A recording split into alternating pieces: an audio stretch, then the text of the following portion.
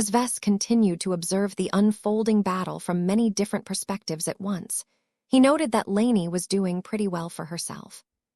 The only problem he had with her decision-making so far was that she attracted way too much attention with her actions. Out of all of the lucid rages that the avatars deployed into battle, hers was the only one that had been able to disarm the heavy mechs of the Pima defenders left and right. By stripping over 24 powerful mech weapons from the hands of the enemy machines, the Pima defenders most certainly took note of Lainey's abnormally high skill. Even if she wasn't an expert candidate herself, it was absolutely worth it for the Friday men to dispatch an expert candidate of their own to stop Lainey from stealing more weapons. Vess only glanced at her lucid rage briefly before setting aside his concerns. As a mech champion, Lainey did not pilot an average mech. Her lucid rage received multiple upgrades and modifications such as a strengthened cockpit, reinforced tonfas, and other minor improvements. He had already told Commander Melker to pay a bit of extra attention to Lainey during her debut battle. If she ever got into trouble, the nearby avatar mechs would not idly stand by and allow the enemy to threaten her life. Seeing that the duel between the lucid rage piloted by Lainey and the favored son piloted by an enemy expert candidate turned into a stalemate, Vess no longer paid any attention to Lainey's performance. As much as he cared about her, there were many other clansmen that also deserved his notice. Besides, the other fights were much more exciting. For example, the Penitent Sisters and the Sword Maidens had teamed up to pressure a different section of the enemy battle line. What was curious about the Sundered Phalanx units was that they clearly developed a healthy respect towards all of the mechs that were known to be able to launch a powerful battle formation attack. Every time a large enough formation of Penitent Sister, Sword Maiden, or Glory Seeker mech approached the enemy battle line, the Friday men set a predetermined plan in motion. First, the melee mechs that were most at risk of getting caught up by a massive area attack dispersed as much as possible, without compromising too much of their own lines. The spread out in such a way that the mechs in the front remained stuck, while the ones at the rear had distanced themselves from each other as much as possible. Vess found it kind of funny how scared the enemy reacted to just the hint of getting targeted by a battle formation. Obviously, the Sundered Phalanx still suffered from the trauma of losing lots of mech pilots, as well as the entire crew of one of their deep strike fleet carriers in a single extraordinary attack wave. Acting spooked was not the only response that the Friday men had formed against the possibility of getting swept by a giant wave of death energy. Ranged mechs, mostly hailing from the Blackened Reapers, directed drastically more firepower towards the Sword Maidens and Penitent Sisters. This made it a lot more difficult for mechs, such as the Second Swords and the Valkyrie Redeemers, to do their jobs.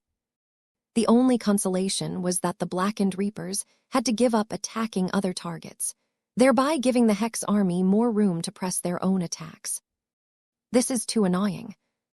What are our ranged mechs doing?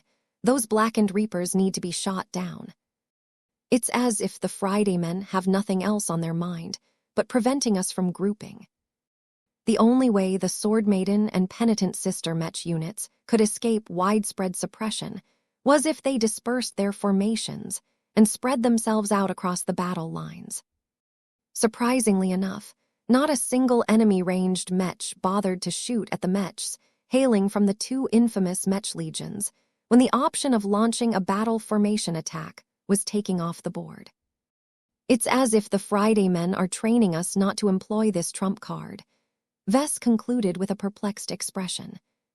In fact, neither Legion Commander Sendra of the Sword Maidens or Legion Commander Valerie Chansey of the Penitent Sisters wanted to resort to their strongest measures so quickly. Though the Sundered Phalanx presented plenty of target-rich environments to the Larkinson clan, the effect of killing a lot of mech pilots and disrupting an entire chunk of the enemy front was not as great as it sounded. It's like a nuclear option, to put it in simple terms, General Verl explained to Vess when the latter requested clarification. The threat of employing a weapon of mass destruction is generally more useful than activating it. Just look at how much the movements of the Sword Maidens, Penitent Sisters, and Glory Seekers disrupt the arrangements of the sundered phalanx. Our enemies have to implement far more changes than us in an attempt to mitigate the damage if we ever decide to resort to this measure. If we want to make the most out of our battle formations, then we should save it for a later time. How much later should we wait? It depends, sir. You should already be aware that the Mech pilots participating in such a massive movement will become too tired to retain their battle effectiveness. While they can still fly back to their motherships and hand over their machines to our reserve Mech pilots, all of this takes valuable time that we cannot afford at this time. Besides, it is impossible for the enemy leaders to be so complacent towards the threat posed by our battle formations. My gut feeling says the Gaugers are more prepared than we think. The Black Cats are currently working hard to find out the enemy's measures in advance, but we will eventually launch our strongest attacks even if we haven't obtained any further information. Now that General Verl mentioned it, Vess also found it odd that the sundered phalanx wasn't working harder to negate the threat of his iconic battle formations. Compared to the past, the Larkinson army fielded a lot more Mechs these days, and that meant that the spread and damage potential of its battle formations had grown as well.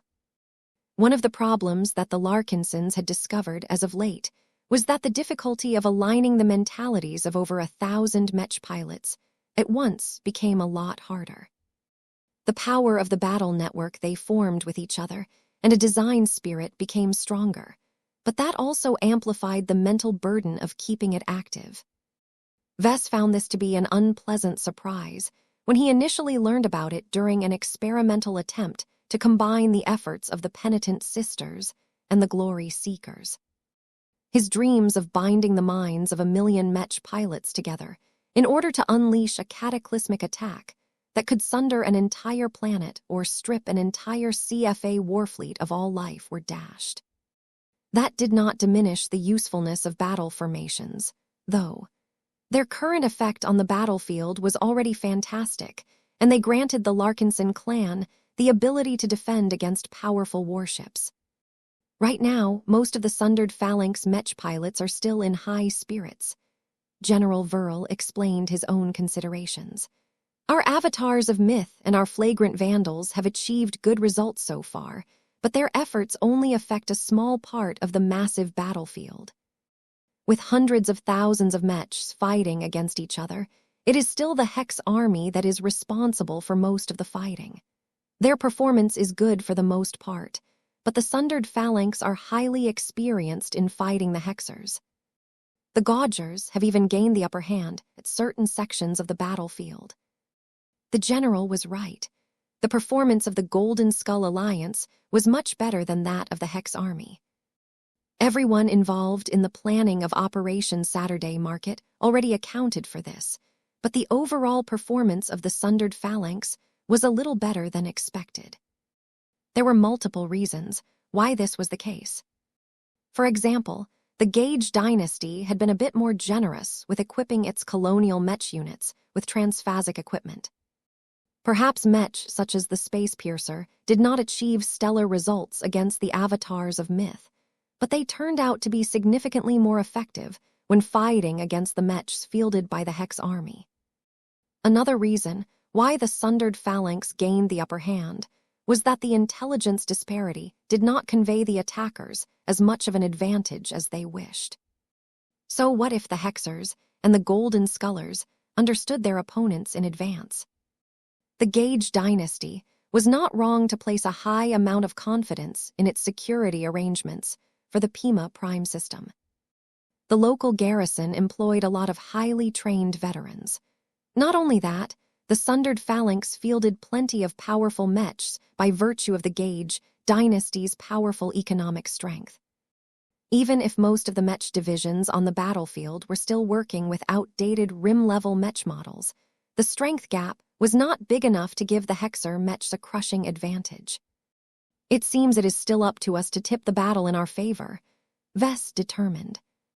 The Golden Skull Alliance was certainly doing its part, mostly due to the quality of its mechs. No matter the difference in quality of mech pilots, as long as mechs on one side were substantially more powerful, it was hard not to drop the ball. Vess particularly admired the steady and reliable performance of the Cross clan in this battle. Though their mechs weren't as exciting and exotic as that of the Larkinson clan, their machines were designed for war and could always be counted upon to gain advantages on the battlefield. Most notably, their ranged mechs did not fall too far behind compared to their counterparts in the Larkinson clan. This was notable because the inherent tech and sophistication of the Crosser energy weapons fell significantly further behind compared to the latest generation of Luminar crystal weapons. Even though Vess was only a part-time energy weapon developer, the considerable advantages granted by Luminar crystals gave his ranged mechs a powerful advantage on the battlefield. Vess previously thought that Master Benedict might have made a mistake by rejecting the generous offer to adopt Luminar crystal weapons. "There is no need for us to make use of alien technology," Benedict told him at the time. "I do not deny that your guns are powerful, but there are more ways to achieve the same outcome. Perhaps it is my ego talking at the moment, but I do not think my work is any worse than yours. It would be a travesty if a mech designer of my level cannot even keep up with your mech designs." Today, Master Benedict definitely proved that the ranged mechs of his design were able to carry their own weight. They were not noticeably tougher than normal. They did not move any faster than normal. What they did excel at was firing considerably powerful energy beams at a persistent rate. In order to catch up to the firepower of the rifle warriors and other Larkinson ranged mechs, Master Benedict simply scaled up the weapons of his own ranged mech designs. Scaling up the weapon was the simplest and easiest way to increase its power, but doing so also came with trade-offs such as increased energy consumption and higher heat generation. While these were definitely problems to most mech designers, Master Benedict just happened to excel in these areas. By taking advantage of his specialty, Master Benedict mitigated these downsides, thereby allowing his ranged mechs to punch just as hard as their Larkinson counterparts. "Well, that's certainly a way to solve a problem," Vess remarked. There were pros and cons to both approaches. Vess mechs were not only smaller and more efficient, but also a lot more versatile. The machines designed by Master Benedict packed more raw power and might even be able to keep firing a bit longer as well. "It would have been nice if we could combine our strengths," Vess idly thought. "If we could combine my Luminar crystal weapons with his energetic mechs, we could probably design a powerhouse of a ranged mech." "Is this the future of the Friday Coalition?" Tristan Wesseling asked in a hollow tone. "Power struggles are always messy," Perla Monator said as she stepped up to Tristan's back. "In some cases, the only way to save the lives of the people you care about is to take the lives of others. You know the score, Tristan. The Hexers are no longer the greatest threat to the Friday Coalition. Even if the Hex Federation eventually manages to overwhelm our colonies in the Magyar Middle Zone, our home state in the old galaxy will still be safe and sound. At most, we will have to start over and invest in another colonial state in a different zone in the Red Ocean. The more acute threat to our state is the enemy from within. If the Gage dynasty's rise cannot be curbed, then the balance will be broken. Do you think that carnages such as you and Master Katzenberg will be able to retain your positions in our state?" Tristan fell silent for a time. It seemed as if he was spending more time on viewing the live footage of the battle in Pima Prime than on the implications of his handler's words. Many different broadcasts had popped up in the galactic net that provided many options for viewers to track the unfolding orbital battle. It couldn't be helped. While neither side of the conflict wanted to expose their mechs and unveil their trump cards, Pima Prime was not exactly an obscure and uninhabited star system. Instead, it was a fully fledged port system that had welcomed many visitors. Even if 90% of the traffic that flowed through Pima Prime consisted of Friedman ships and fleets. The remaining 10% largely consisted of foreign traders. Many of them had already evacuated from the star system as soon as it became clear that Pima Prime had turned into a war zone. Others lingered in the star system for one reason or another. Plenty of them possessed enough capabilities to observe the battle at the Cosmic Ring from afar and broadcast all of the excitement on the galactic net. It didn't matter if the Gage dynasty did not approve of these actions. There were far too many third-party ships to stop. There was no way the Gaugers would be able to maintain their standing in the Red Ocean if they recklessly destroyed all of these broadcasting vessels. As such, the battle in Pima Prime became a rare public spectacle that attracted the interest of a lot of people in both the old galaxy and the new frontier. Both high and low people who resided in the Friday Coalition, the Garland Empire, the Life Research Association, the Heavensword Association, the Smiling Samuel Star Sector, the Magyar Middle Zone, and the Krakatoa Middle Zone all tuned into one of the many broadcasts. There were even people who watched multiple broadcasts at once in order to view the battle from different angles. Friends, enemies, acquaintances, as well as lots and lots of customers eagerly watched the broadcasts that focused on elements of the Larkinson army. The owners and users of living mechs had long heard that the Larkinsons kept their best stuff to themselves. The dazzling Larkinson-exclusive mechs and expert mechs working hard to defeat the sundered phalanx mech units did not disappoint in this regard. Millions, if not billions, of spectators fell in love with mech such as the Transcendent Punisher Mark Roman II, the Ferocious Piranha Mark Roman III, the Redax, the Second Sword, the Lucid Rage, and so on. Many of these machines had never shown up on the market before and attracted many mech pilots who previously did not pay attention to the LMC's products in the past.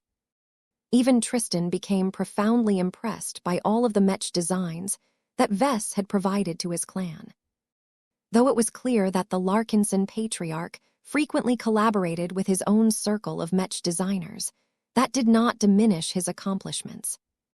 Vess had progressed incredibly far compared to other journeymen. His design philosophy was so powerful and introduced so many new options that his accomplishments so far were probably unmatched by nearly any other mech designer at his age. Tristan even doubted whether the most privileged and talented scions of the most powerful first-class families and dynasties could outmatch Vess in terms of innovation and adding value to mechs. Certainly, Tristan possessed a shallow understanding of the unreasonable capabilities of the best journeymen from the Terran Confederation and the Rubarth Empire. The elite journeymen from the MTA were supposed to be even better, but Tristan never really got exposed to them.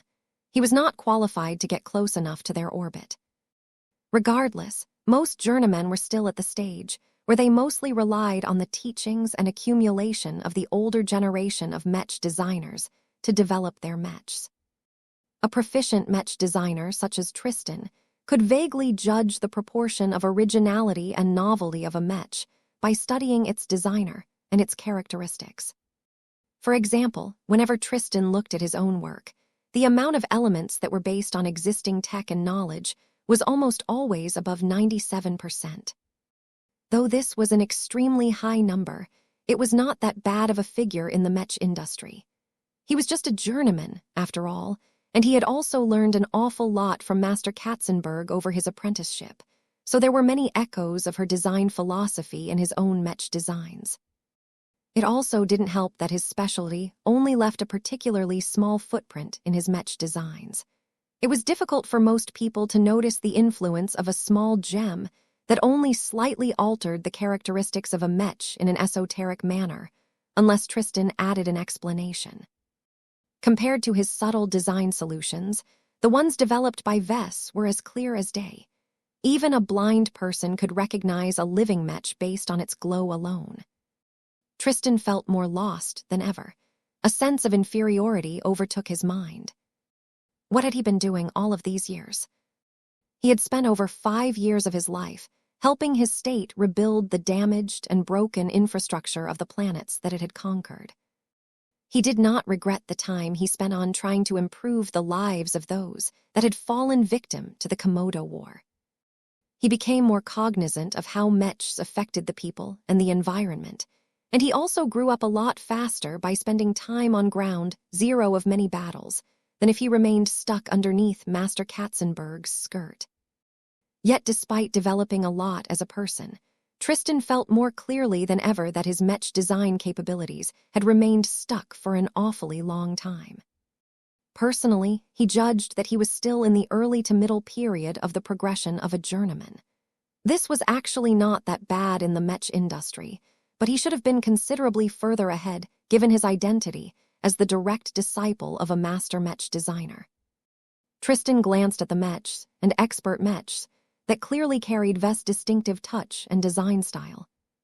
He became particularly impressed by the newer Larkinson expert Mechs such as the Minerva and the Seaman.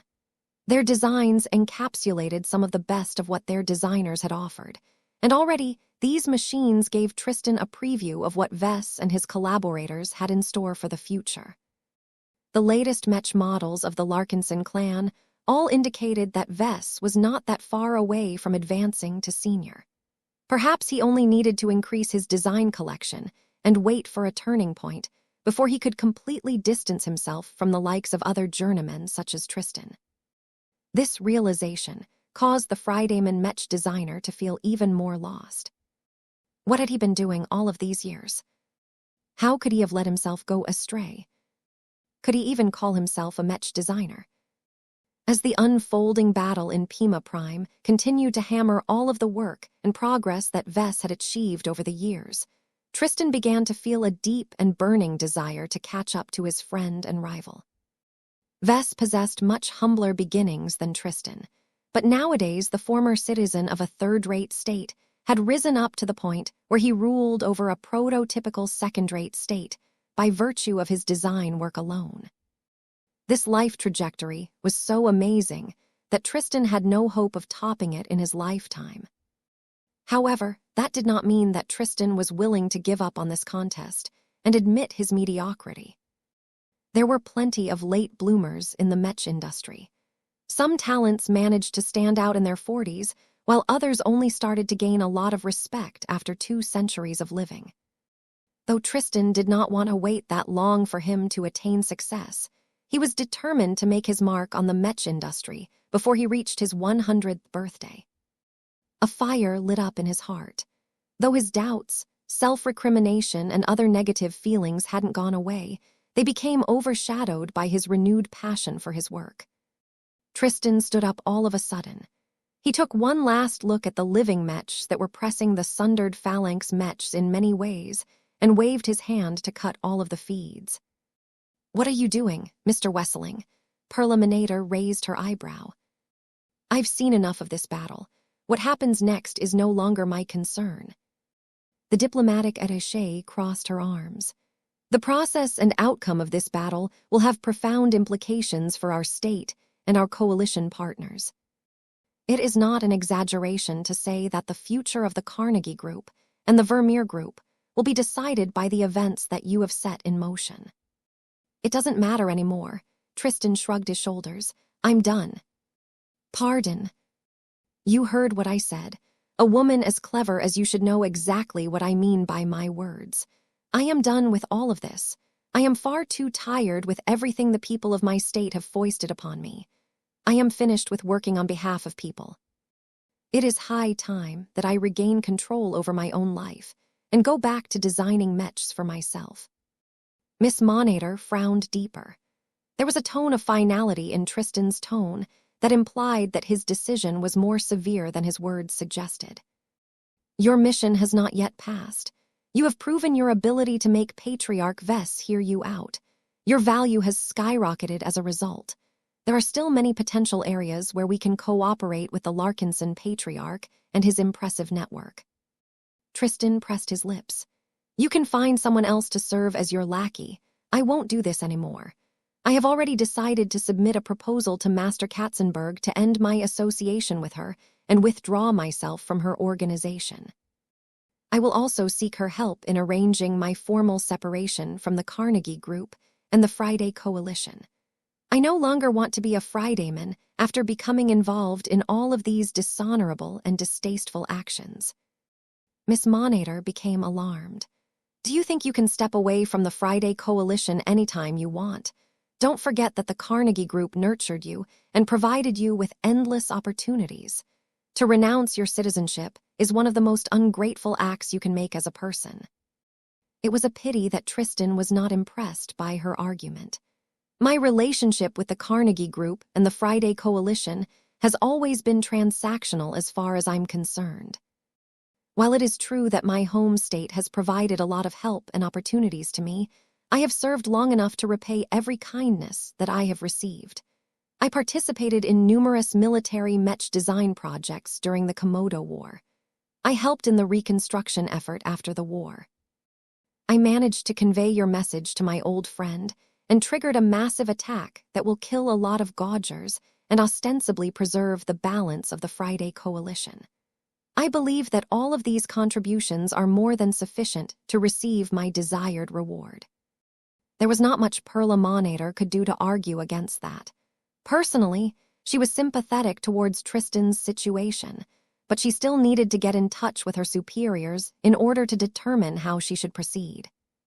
You will lose your ties to Master Katzenberg, along with the status that you have built up in the Friday Coalition if you proceed as you have said. What will you do after this, Mr. Wesseling? A hopeful smile appeared on Tristan's face.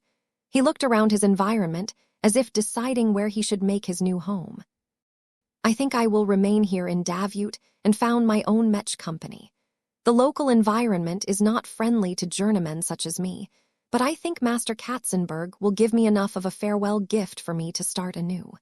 The Red Ocean is a splendid place to start anew. The Friday Coalition was hundreds of thousands of light years away.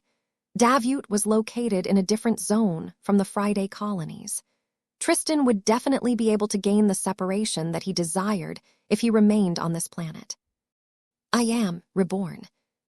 There were plenty of notable individuals who paid close attention to the battle being broadcasted on the galactic net.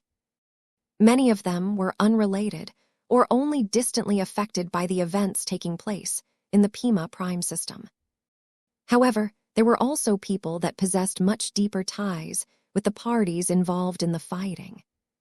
For example, pretty much every member of the Wadden dynasty was paying extremely close attention to the Mechs of the Larkinson clan and the Glory Seekers.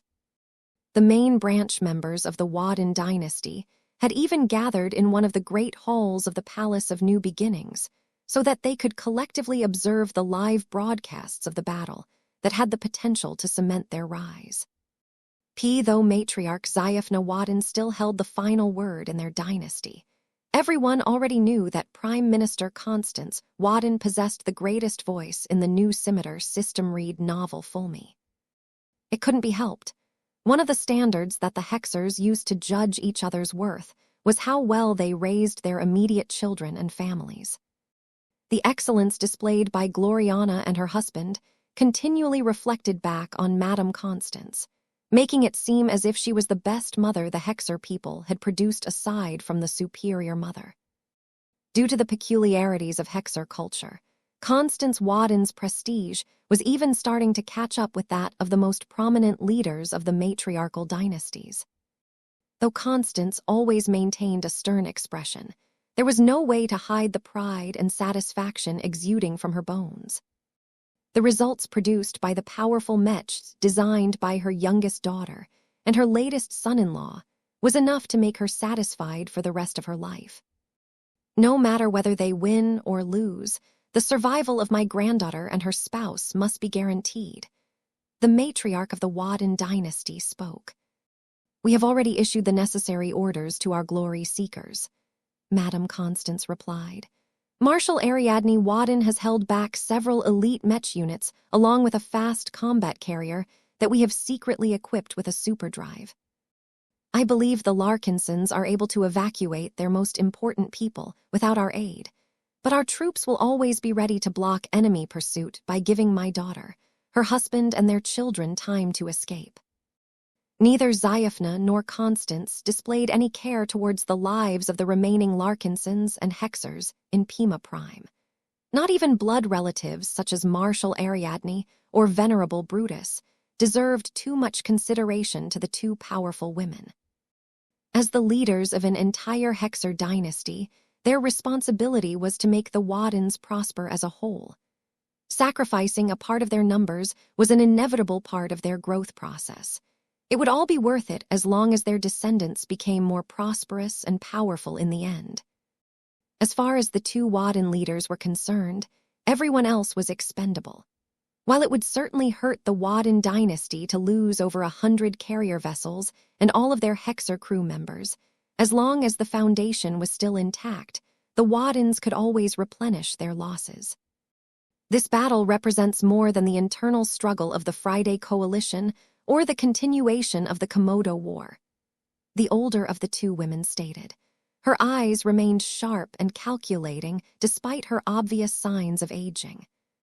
The strength and potential shown by these living Mechs has put their designer on the map. The entire Magyar Middle Zone is just beginning to discover the power and horror of the war weapons that we have greater access to than any other group aside from the Larkinson clan. The Mechs that are currently fighting against the Friday Men are more powerful and more difficult to resolve than the ones we utilized during the Komodo War. Madame Constance felt both pleased and concerned by this remark. Our Hex Federation has exposed much of its fangs today.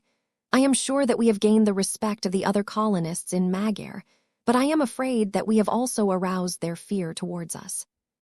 If the performance of our strike group is too good, then we will have a difficult task ahead of us in trying to placate the concerns of our neighbors.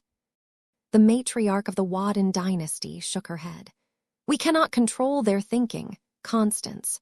Rather than trying too hard to downplay our might, we might as well embrace the advantages and disadvantages of presenting a strong image. It wasn't often that Constance disapproved of her revered mother. You sound as if you are willing to gamble with the future of our dynasty and our colonial state. You say that as if we had a choice, my dearest daughter. From the moment we have evacuated to the Red Ocean, our Hexer people have only one chance left. Failure will put an end to our culture and society, so why must we act with care? Instead, we should learn from the bold and reckless decisions that have allowed my grandson to rise above every challenger. The time for caution has passed now that we have established our footing in this zone. The time for conquest and expansion has begun. The battle that is taking place in the Friday colonies is only the first of many steps that we must take as a people. The ongoing battle had many implications for the Hexer people. It was not as simple as an attempt to raise the morale of the Hexers while also fueling the flames of infighting in the Friday Coalition. The ripple effects from this single battle would affect events taking place in 10, 20, or even 100 years in the future. Though Madame Constance didn't fully understand her mother's thinking, she knew that every Hexer matriarch regularly held high-level policy meetings to discuss and decide upon the future course of the Hexer state. Previously, Matriarch Xiophna had never conveyed so much haste and urgency in her words.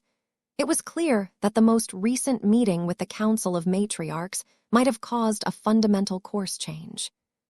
The mother of Gloriana fell deeply into thought as she steepled her fingers. Her cranial implant displayed a brief image capture of her granddaughter in her mind. She had a hunch that her granddaughter may have played an important role in the last meeting. After all, the meeting happened a short time after the Larkinsons visited New Scimitar and allowed Matriarch Xiophna to meet with Aurelia in person. As Constance plotted out the future of her dynasty and colonial state, an entirely different set of relatives watched the events in Pima Prime with much greater concern.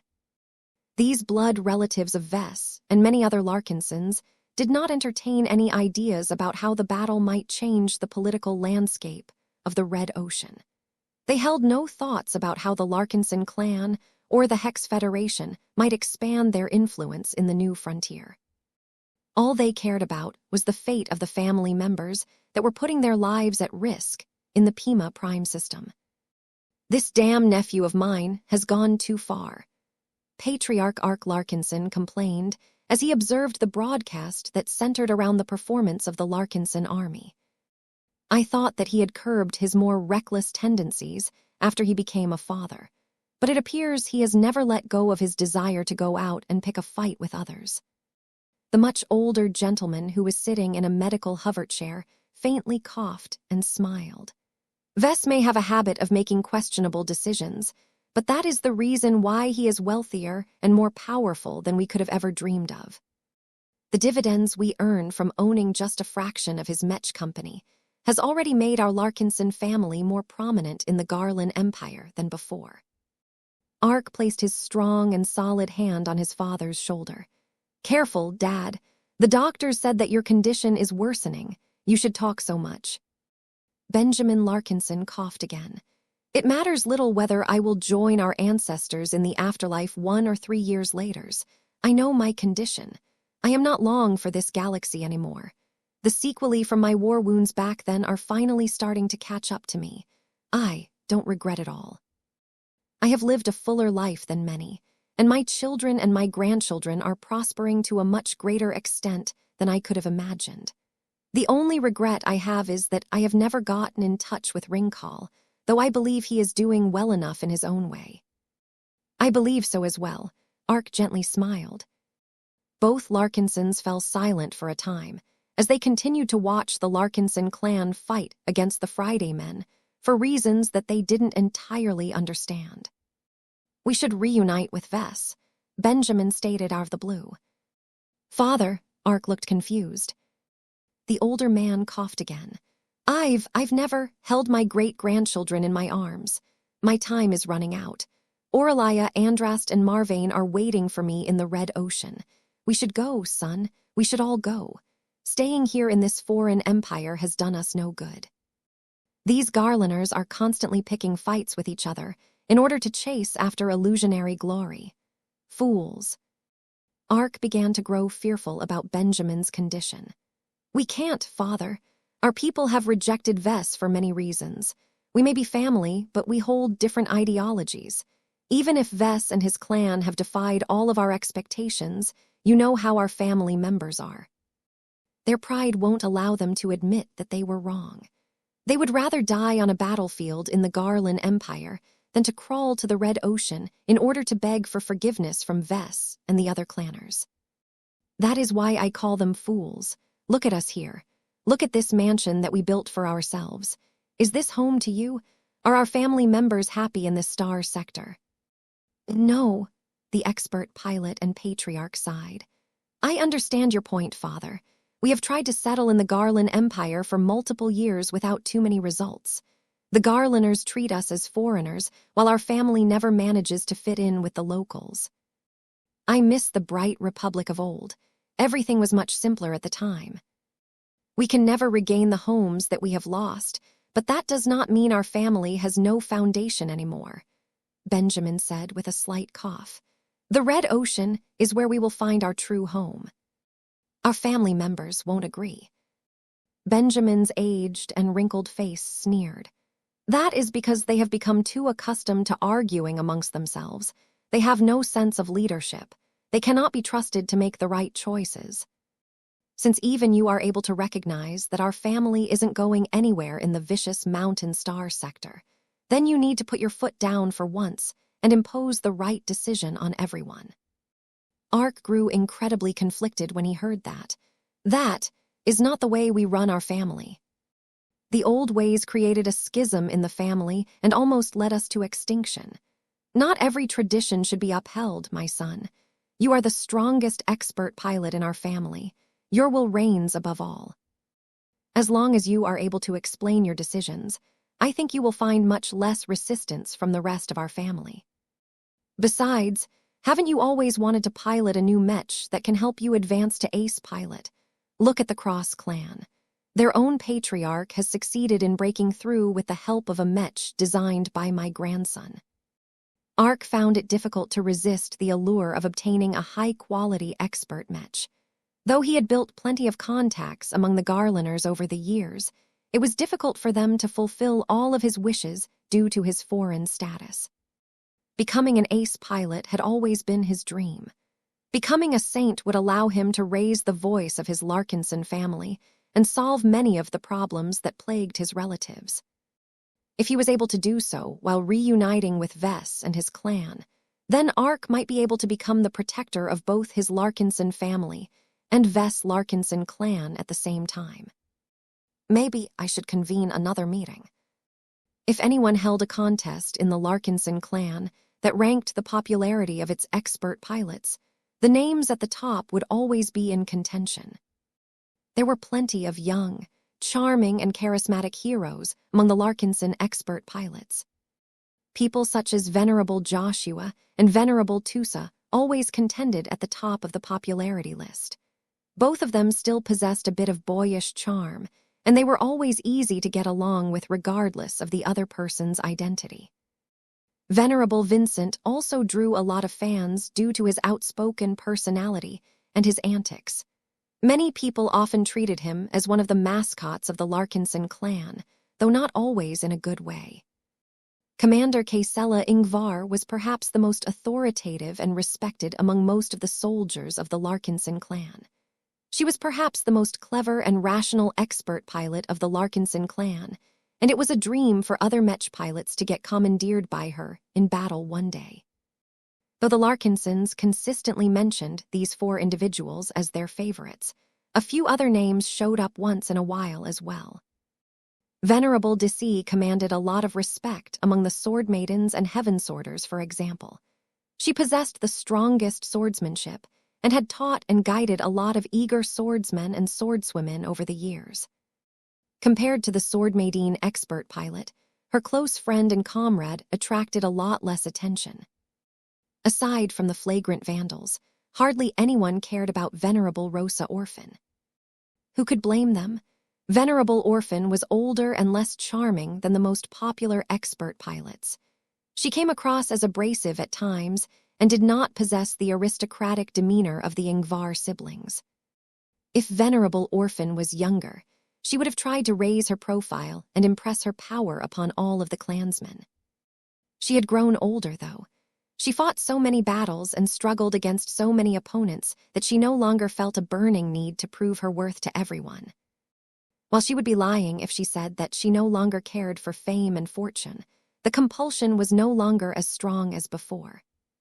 The reason why she tempered herself was because she realized how silly she behaved in front of true strength. Patriarch Reginald had shown through his deeds and actions how truly powerful individuals conducted themselves. Instead of chasing after external recognition all of the time, they focused a lot more on training their skills and honing their minds and will. As long as Mech pilots became strong enough, fame and fortune would naturally follow. That was the lesson that Patriarch Reginald had taught her from afar. "I need to stop fooling around so much," Rosa Orphan concluded one day. "I'm already falling behind compared to Desi. I'm only able to beat her 10% of the time. It won't be long before that drops to 0 unless I get my act together." Ever since she became enlightened, she put down a lot of her fun activities and began to get serious in increasing her battle effectiveness. She polished her spearmanship and sought to develop her own style to a deeper level, just like Desi had done with her swordsmanship. She also spent a lot of time with her riot and sought advice from people like Venerable Joshua on how to deepen her understanding and relationship with her own machine. Her improvement was remarkable. She rapidly began to catch up to Venerable Desi again and managed to win 3 out of every 10 duels. Venerable Orphan didn't even mind the fact that she never managed to increase her win rate further. Desi was simply a better duelist, and it was difficult to get the better of her in a one-on-one fight. The next turning point in her journey as expert pilot was when the design department finally offered to upgrade her expert Mech. The Riot was a fine Mech, and one that fit Venerable Orphan extremely well, but there was no denying that its performance was falling behind compared to the newer expert Mechs that came out in recent years. Venerable Orphan just had to take one single look at Venerable Vincent's Seaman to feel profoundly helpless at how much stronger and tougher it was in combat. Defeating the annoying expert brawler Mech was nearly impossible due to its strong Tesmas. The only reasons why Venerable Orphan was able to maintain a respectable win rate against Vincent was because of her greater experience and her stronger resonance strength. Therefore, Orphan eagerly embraced this golden opportunity to pilot a Mech that could finally wipe the grin off Vincent's face. "What sort of changes do you have in mind?" she asked Vess, as both of them stood before the dormant riot inside an underground hangar bay. Vess gazed at the blackened orange Mech that exuded an irreverent and playful vibe. Though his feelings towards the riot weren't as strong as his affection towards the Evertshanger, he was still proud of this design. It was an interesting and unusual variation of an expert spearman Mech that amplified Venerable Orphan's most interesting traits. "The riot has a strong and distinct character," Vess said as he was not in a hurry to go into details. "Before we talk about possible upgrades, we should determine the direction of the changes that we want to apply. Let me ask you a question. What do you love the most about your expert Mech when you pilot it into battle?" Venerable Orphan pressed her lips and crossed her arms. "Shem, that's difficult to say since I haven't been in a real fight for a long time. The only way I can let loose is when I spar against the other expert Mech with the help of the MSDS. There are two kinds of battle scenarios that I like the most based on my experiences. And that is, one is when I can dive in the middle of a big battle and make a mess out of enemies." The female expert pilot grinned. "The more they lose their cohesion, the more I enjoy the moment." "Well, your Mech is called the Riot for a reason. It is practically designed for this purpose." Vess nodded in understanding. "The other battle scenario that I enjoy is when I duel against strong opponents. I spar most often against Venerable Deci and her first sword, but I have tangled against many other expert Mechs as well. Win or lose, I have made it my life's mission to last as long as possible while tormenting my opponents in the process." Vess gained a good understanding of Venerable Orphan's fighting style and preferred approach towards battle from her words. "I see. The riot is a stubborn machine in your hands that is difficult to get rid of. It is a resilient machine and one that is eager to confront opponents whether they like it or not. In short, you and the riot love being a nuisance on the battlefield, don't you?" "Guilty as charged," Venerable Orphan grinned. "So how can your upgrades make us into an even greater annoyance?" "Well, for starters, we'll upgrade the usual stuff. There are a lot of high-quality Hexer-developed Mech parts and Mech systems in your Riot's design that were good at the time of its completion, but are already starting to show their age. Large parts of its internals and internal architecture needs to be redesigned from scratch.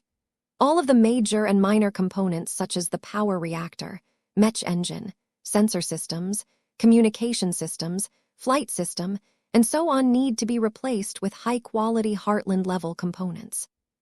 That means my Riot will become a lot stronger, right?" "Right," Vess affirmed. "To be more precise, your Riot will run smoother, faster, and stronger. Most notably, the internal structure of your expert Mech will become so strengthened that you don't need to be afraid that a powerful transphasic attack will wreck your Mech from the inside." Venerable Orphan instantly grew concerned.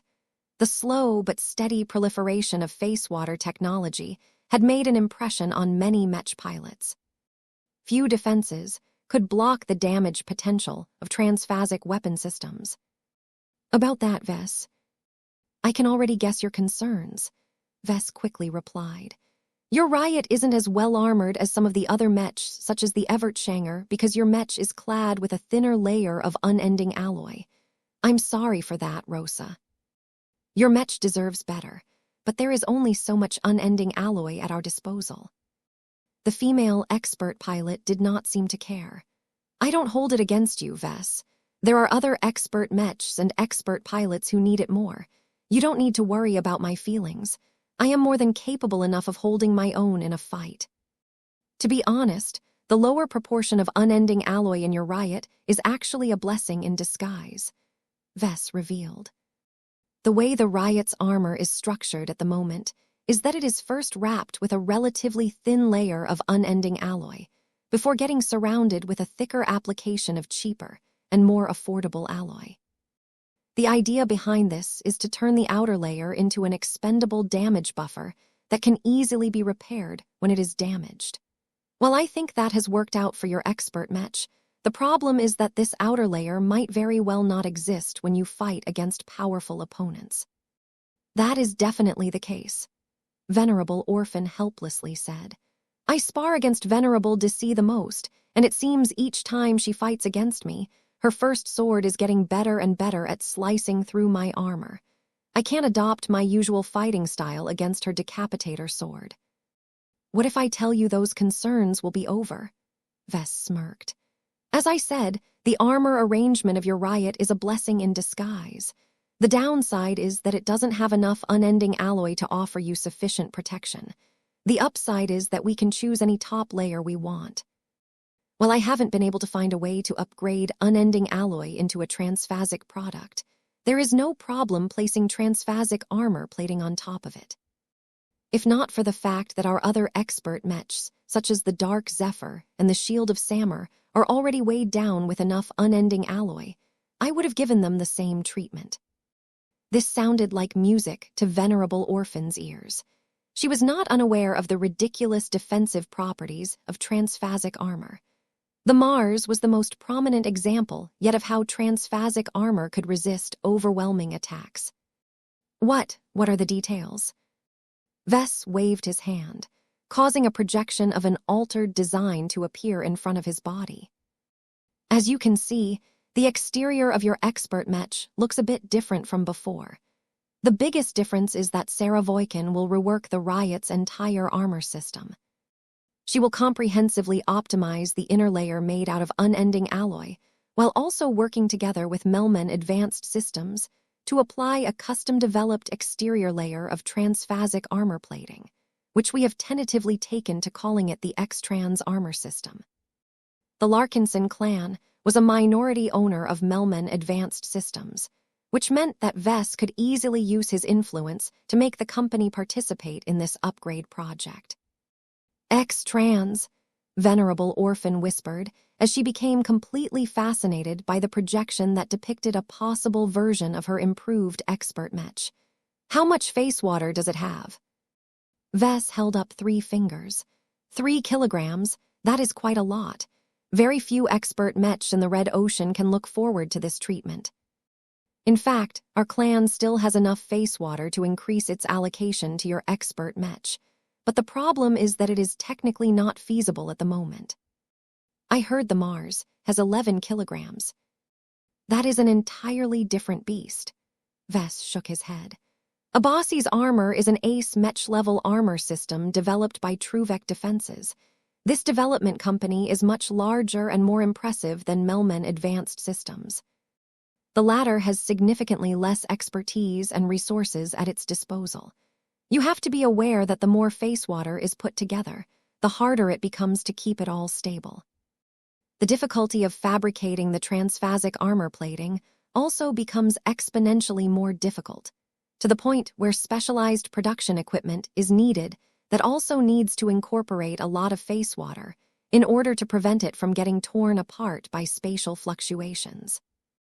Venerable Orphan quickly accepted that explanation. Though she did not have a good idea what 3 kilograms of face water could do for her Riot, it definitely had to be substantial. Just out of curiosity, how much face water did you put into the Seaman's armor? 5 kilograms. Didn't you just tell me it is difficult to put more face water in a Mech? You can't compare apples to oranges, Rosa. Your Riot still retains a substantial amount of unending alloy. The Seaman's exterior is almost entirely made out of Tesmas. The mass and volume of Venerable Vincent's expert Mech is also a bit different from yours. In short, don't think you are worse off. You will see once we implement the X-Trans armor system to your expert Mech. Once we are done with this upgrade project, you can rest assured that you can truly go loose on the battlefield. Ever since the design department completed the promised upgrade of the Riot, Venerable Orphan practically became reborn at that point. Just like how Venerable Tusa and Venerable Stark gained a substantial leap in combat strength after their expert mechs became at least 50% stronger, the Riot version 2.0 was exactly what Venerable Orphan needed to better exert her combat potential. The overall upgrades to the Riot's components and subcomponents allowed it to run smoother and more fluid than before. Those were the easiest changes, though. It took a lot more to transform the Riot into a true offensive and defensive powerhouse. To that end, Dulo Voikin and Tiffy Koslone had teamed up to re-engineer the arms and other mechanical aspects of the Riot to increase the strength and speeds of its spear attacks. Though Vess often regarded Dulo Voikin as the most useless journeyman of the design department, he happened to be extremely competent when he was working within his area of expertise. Considering his deep love, passion, and affinity for spearman mechs, he even took over the responsibility of leading the upgrade project. "I've always wanted to fix your Riot," Dulo plainly said as his expression grew a bit disgusted as he scanned the Riot in front of him. "No offensive, boss, but you and your wife don't really understand the finer points about spearman mechs. Whenever I look at your Riot, I don't see a spearman mech. I see a swordsman mech that you have awkwardly modified in an attempt to improve its performance with spears. This is an unacceptable result in my opinion. An expert mech deserves better." Vess did not mind being told that his work was bad. He was afraid that no one would criticize his design choices. If no one identified any problems, it became a lot harder to improve his mech design any further. "You're right, Dulo. I will leave this project in your hands. Feel free to set the direction of this upgrade project and gain ownership over the Riot. My only demands are that you must retain the original character of the Riot as much as possible, while also respecting the wishes of Venerable Orphan." Dulo confidently smiled while crossing his arms. "Expert mech or not, it is easy for me to improve the Riot in many aspects. Just wait until I am done with it. Thank you for entrusting this upgrade project to me, sir. It means a lot to me that you feel reassured with letting me make decisions on an expert mech that originally belongs to you and your wife." While Vess still cared about the Riot, he acknowledged that he and his wife weren't the best mech designers to care for it anymore. Just like how Kedis marked the first sword as her exclusive territory, it was not that bad of an idea to make a journeyman who specialized in spearman mechs responsible for continuing the development of the Riot. It was only in the hands of a mech designer that was truly passionate about this mech type that the Riot would be able to maximize its potential as an expert mech. Under Dulo Voikin's leadership, the Riot gained a new design direction that primarily focused on increasing all of its parameters, while preserving what made it strong and special in the first place. Aside from investing a substantial amount of design resources to improve its ability to launch stronger and faster spear attacks, the new Riot already gained a defensive makeover, courtesy of Dulo's sister. The improvement to its armor system solved a weakness that had increasingly been weighing Venerable Orphan down. With the new X-Trans armor system, the Riot fully regained its ability to fight on even ground against the first sword. Though Venerable Decee's expert mech received its own enhancements, they were not as drastic as the design department did not opt to replace the first sword's unending alloy system. Sarah Voikin merely optimized it so that it became a bit more effective at doing its job. The overall result of upgrading the Riot and the first sword was that their differences had grown greater than before. Previously, Vess did not fault people too much if they thought the two offensive melee mechs performed almost identical to each other. Even though Vess clearly knew that this wasn't the truth, it was hard for laymen to understand all of the design choices that made the two different.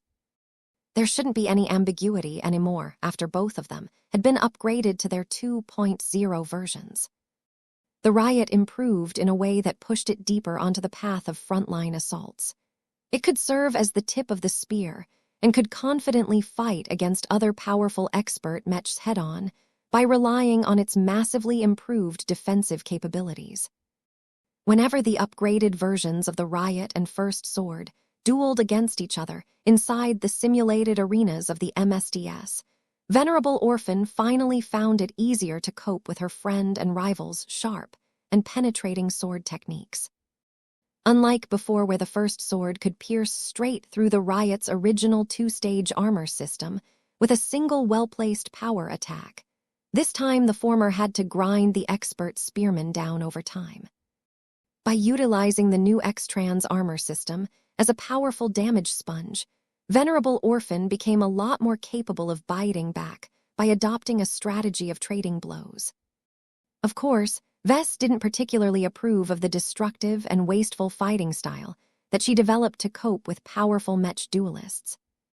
I know it is fun to pretend your expert Mech is invincible while whacking away at an enemy expert Mech, but our clan can't possibly sustain so much attrition, Vess warned her one day. Don't forget that it is extremely troublesome to fabricate the transphasic armor plating. While I have already ordered additional quantities in order to facilitate repairs after a hard-fought battle, it is not worthwhile for us to stockpile an entire mountain's worth of redundant Mech parts. Venerable Orphan didn't take his words that seriously. I will see what I can do, but I would rather return from the battlefield with an expensive repair bill than let my enemies go free. Just do your best to preserve the integrity of the X-Trans armor system. After spending many hours on familiarizing and mastering all of the changes of the Riot version 2.0, Venerable Orphan finally had an opportunity to put her new capabilities to use on the battlefield. From the moment the grand melee in the center began, Venerable Orphan and Venerable Deci had teamed up with each other. They had fought many duels against each other within the MSDS, but they had also fought thousands of simulated battles alongside each other. The two complemented each other well. The Riot excelled at frontal combat and was not afraid of taking hits. The Second Sword was much faster at taking down opponents, but wasn't great at taking blows. As the pair of Larkinson expert Mechs began to approach the enemy lines, they hadn't encountered any sundered phalanx expert Mechs in the immediate area. "HM, this is troublesome," Venerable Deci said. "The nearest detected enemy expert Mech is too far away. If we leave this area, we will be exposing all nearby friendly troops to danger." Venerable Orphan grinned. "There's no need for us to head to our targets. We can draw them over." "How?" "Isn't it obvious? Kill as many enemy Mechs as possible." Venerable Orphan and the Riot began to resonate to a greater degree as they both became excited at the slaughter that they intended to commit against their foes. Unlike some expert pilots, Rosa Orphan had no qualms about bullying the weak. The battlefield was inherently cruel. As a former Mech officer of the Flagrant Vandals, she adhered to the philosophy that any means should be used to win a battle. With that excuse in mind, Venerable Orphan laughed as her powerful glowing orange expert spearman Mech crashed into the defensive lines of the 2003rd Medallion Guards Mech Division. While the Medallion Guards had earned a lot of achievements during the Komodo War, it wasn't actually among the strongest enemy Mech divisions in the field.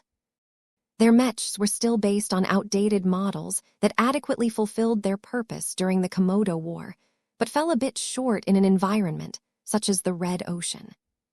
However, as long as the Medallion Guard Mechs relied on their thick and sturdy Mechs to hold the line like the more well-equipped Pima Defenders Mech Division, the old but reliable defensive Mechs could still hold back the Mech units of Hex Army.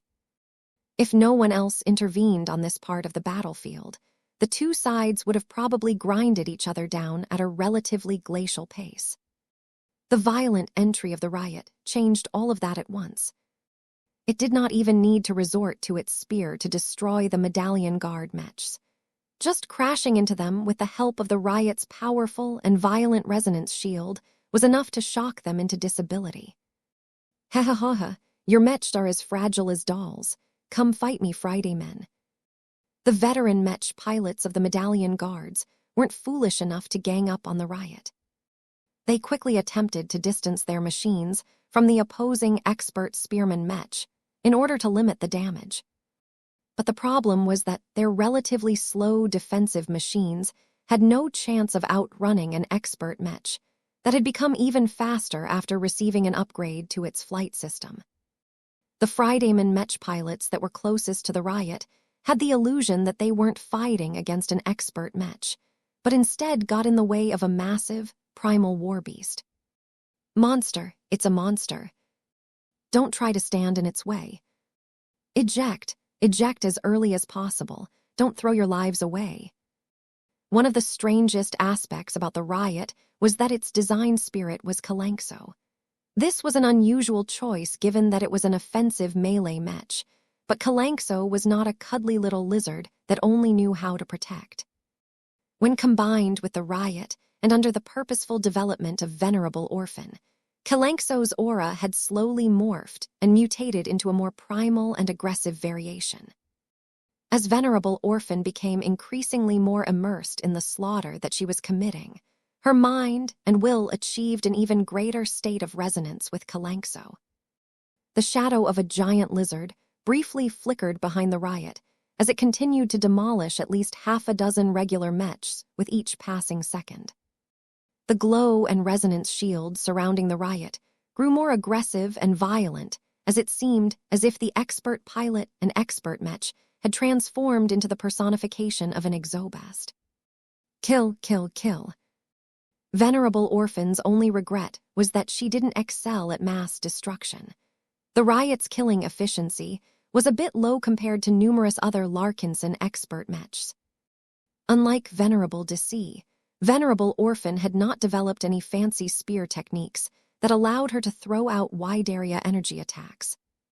Charging her riot forward and colliding against packed enemy Mech formations was the only way for her to cause enough damage to completely disarray the Medallion Guards. Her efforts were creating the desired effect. It only took a single minute of charging through the enemy defensive lines that hundreds of Medallion Guard Mechs had fallen, which also implicated the formations of thousands of other Fridayman Mechs. This was the horror of an expert Mech when left unopposed by an opponent that was at least close to its level.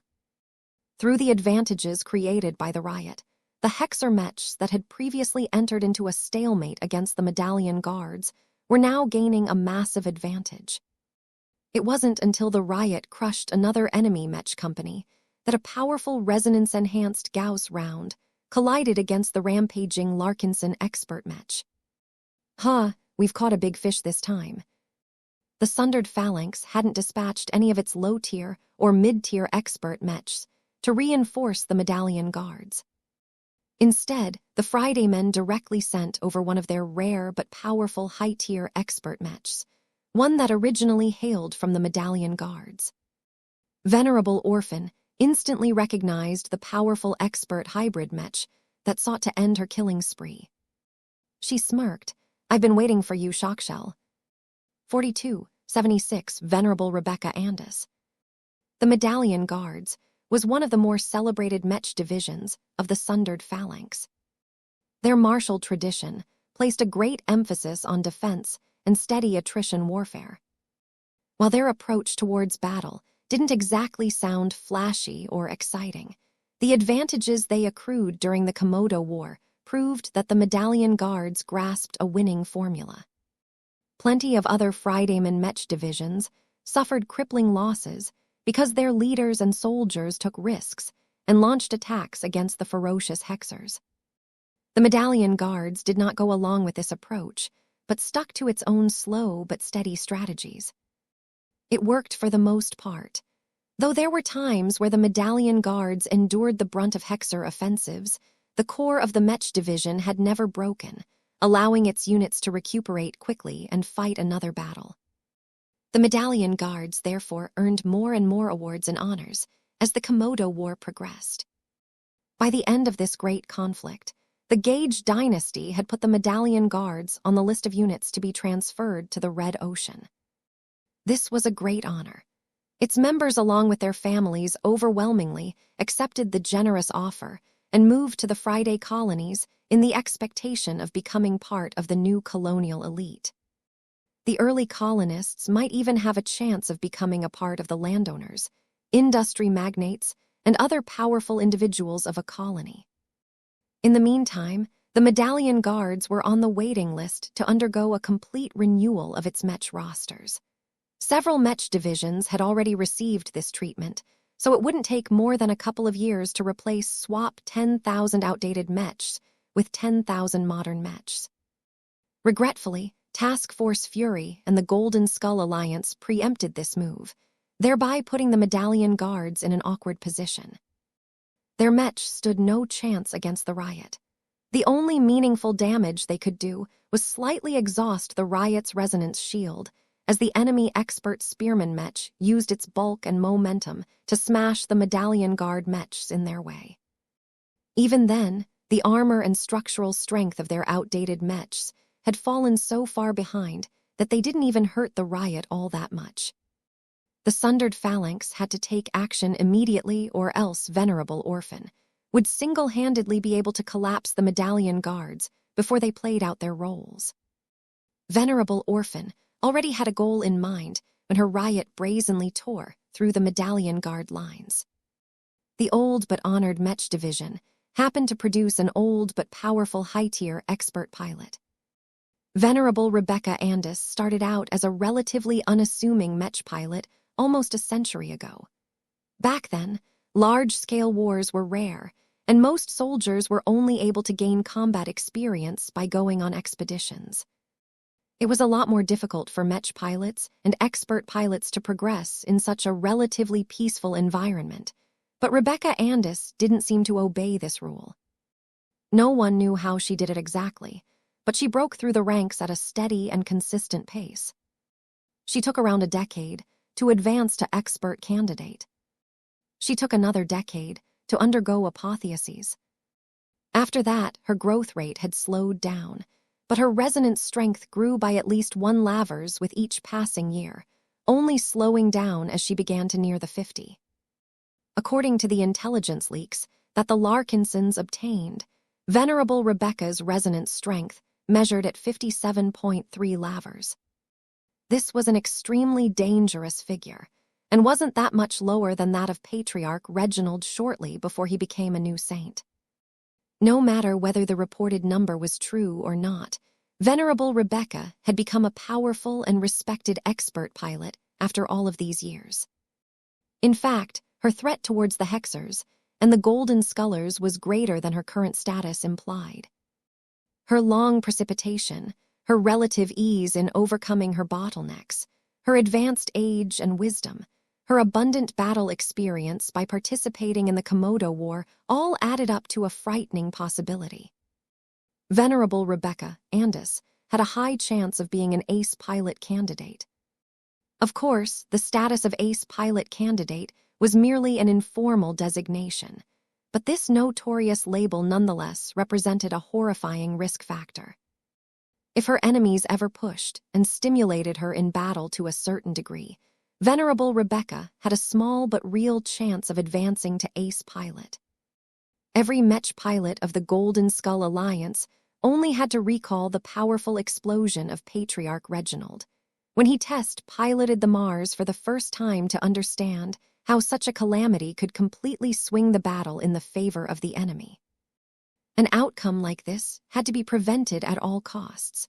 No one was willing to gamble whether the Larkinson clan's powerful battle formations were capable of overcoming Venerable Rebecca's second breakthrough event. No one knows how much potential this high-tier expert pilot has left, Vess explained to his Larkinson expert pilots during a meeting.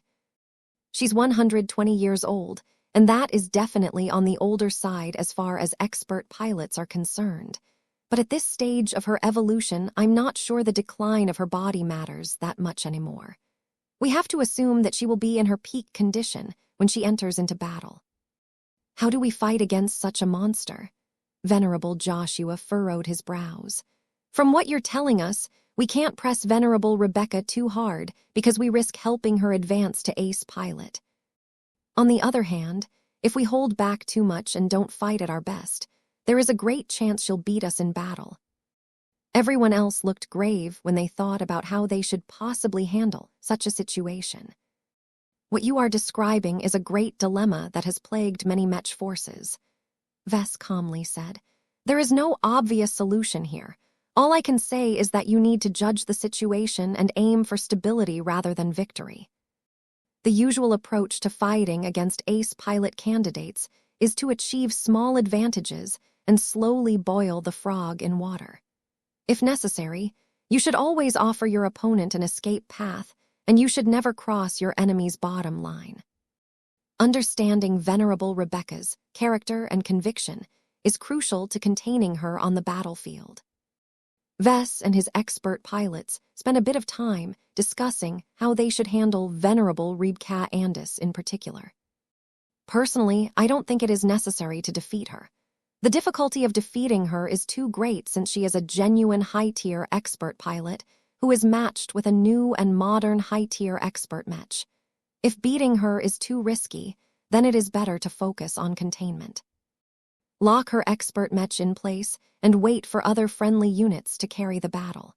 Our side might be lacking when it comes to high-tier expert Mechs, but I believe we possess a great advantage at the low-tier to mid-tier expert Mech duels." Vess understood his own Mechs extremely well and did not think they were inferior to the expert Mechs of the Sundered Phalanx. After enough discussions about this topic, Vess transitioned to a more interesting topic. "This is the design schematic as well as an image capture of the shock shell," Vess said as he summoned a new set of projections. "Before I go any further, let me warn you that you should take these details with a grain of salt. Most Mech organizations tend to guard the secrets of their high-tier expert Mechs quite well. I cannot say whether the intelligence leaks and the additional information collected by our spies can be relied upon. My gut feeling says that the overall concept and configuration are correct, but that the details might not be fully accurate or complete." Everyone stared closely at the appearance of the shock shell. Its dull, grayish-blue coloration was broken up by bright yellow stripes. The name and the color scheme of the shock shell already said a lot about how it was designed to fight. "It's a hybrid Mech," Venerable Tusa stated the obvious. "It vaguely looks like Patriarch Reginald's Balvo's Rage, though with a different weapon loadout." Venerable Riot gazed admiringly at the Fridayman expert Mech. "It looks really powerful, though I'm wondering what those weird rods on the chest can do. Are they weapons?" Vess smiled. "It is not wrong to compare the shock shell to the Balvo's Rage. I believe that the overall combat power and weight of fire between the two Mechs are roughly similar to each other. This means that if you can't beat the Balvo's Rage, you won't be able to beat the shock shell. If we had to fight this expert Mech a few years ago, we wouldn't have stood a chance. Times are different now," Venerable Desi confidently said. "Yeah, our expert Mechs are all stronger than before." "Don't underestimate the shock shell," Vess warned. "Our design department might have upgraded your expert Mechs, but the Sundered Phalanx has also given Venerable Rebecca a brand new expert Mech that is developed according to Heartland-level standards. Take these weapon modules, for example. The shock hammer, the concussion shield, and the shoulder-mounted Gauss cannons are all transphasic, and not sparingly either. Whether it is up close or in a distance, the shock shell possesses a notable amount of penetration capabilities. That instantly caused everyone to grow serious again. According to the intelligence, they possessed the Sundered Phalanx had already begun to phase in transphasic tech into the latest batch of expert Mechs. There was no reason to believe the Gage dynasty had skipped over the shock shell in this regard. "How powerful are these transphasic weapons?" Venerable Desi asked. "Unknown. We don't have any sources that state how much face water is put into those weapon systems, but you should assume that the Gaugers have put a medium quantity into them. More is better, but I don't believe the Gage dynasty is willing to squander so much face water on an individual Mech.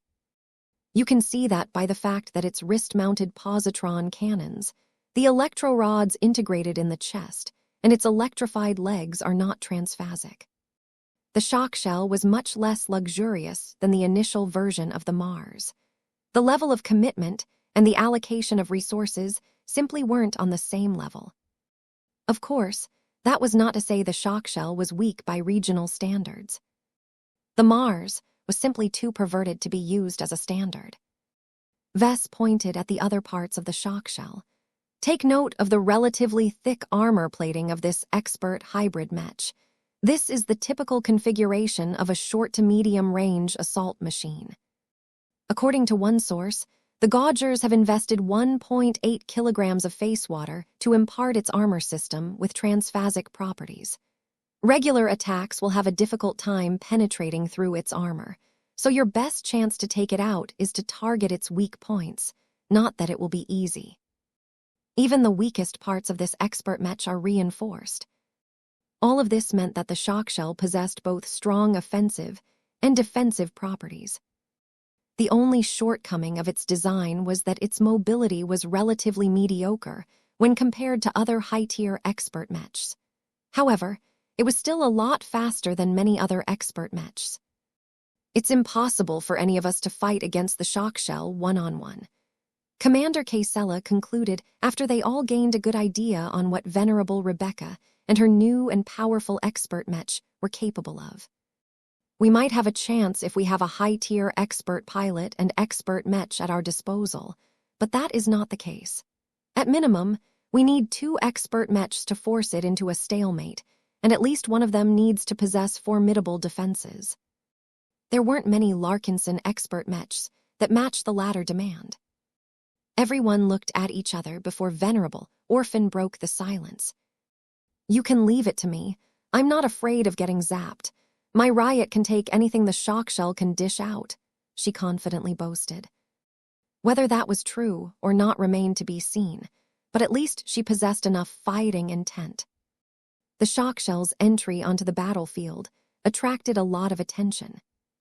The flagging morale of the Medallion Guard Mech pilots instantly revived once their powerful hero had come forth to protect them against their evil opponents. Venerable Rebecca has finally come. Shock shell. Shock shell. Shock shell.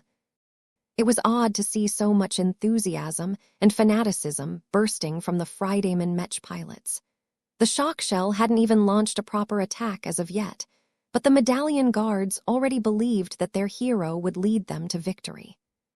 The status that Venerable Rebecca Andis had built up within the Medallion Guards, and the rest of the Sundered Phalanx for that matter, was comparable to that of Patriarch Reginald Cross before his second major breakthrough. This was because ace pilots were so rare and difficult to reach that the soldiers flocked to expert pilots instead.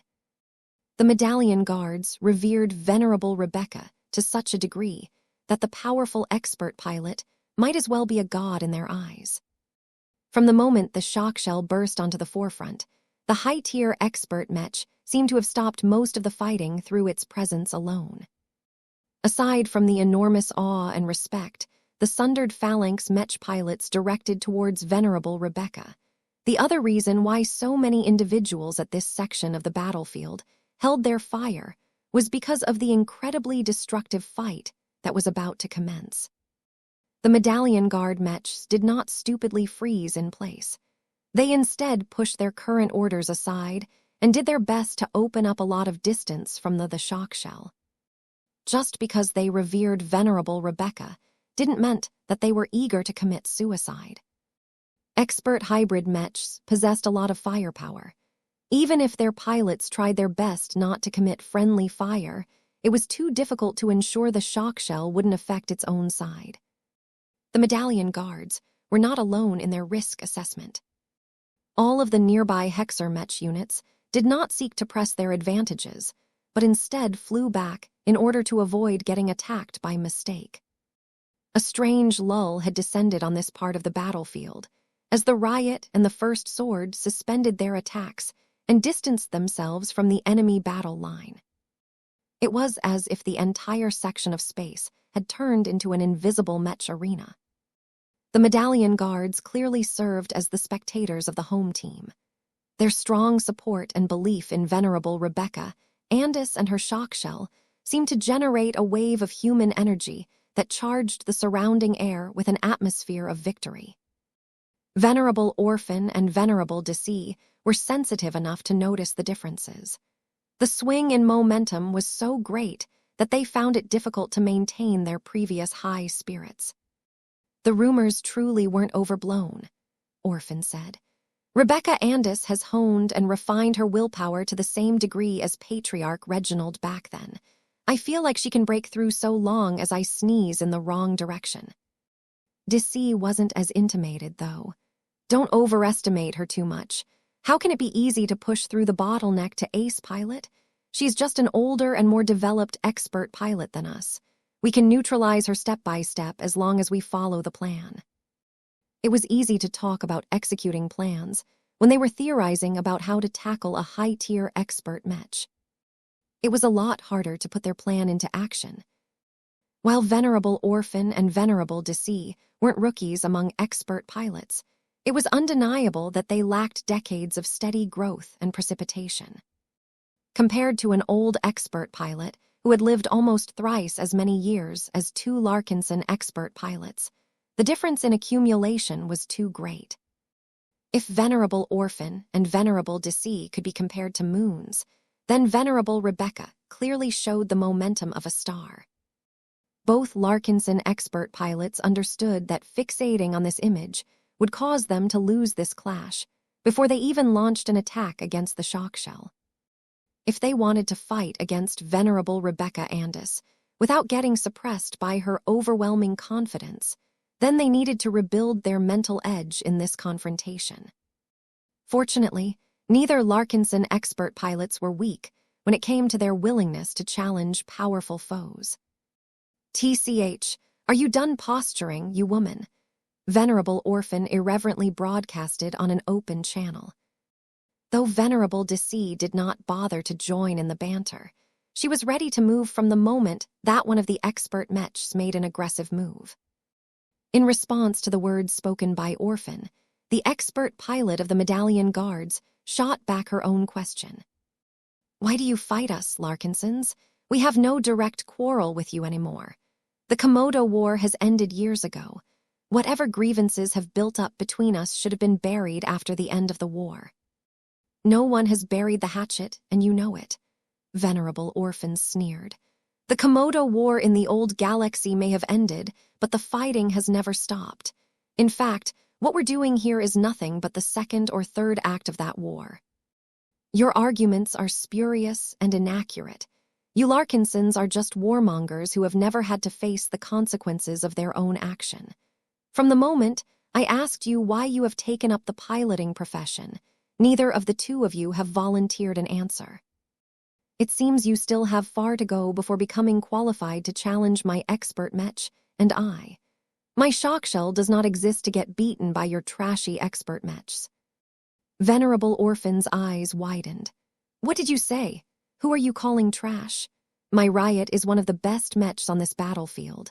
High-tier expert pilot or not, I will not allow you to insult my battle partner. Let me show you which Mech is the real piece of trash in the field."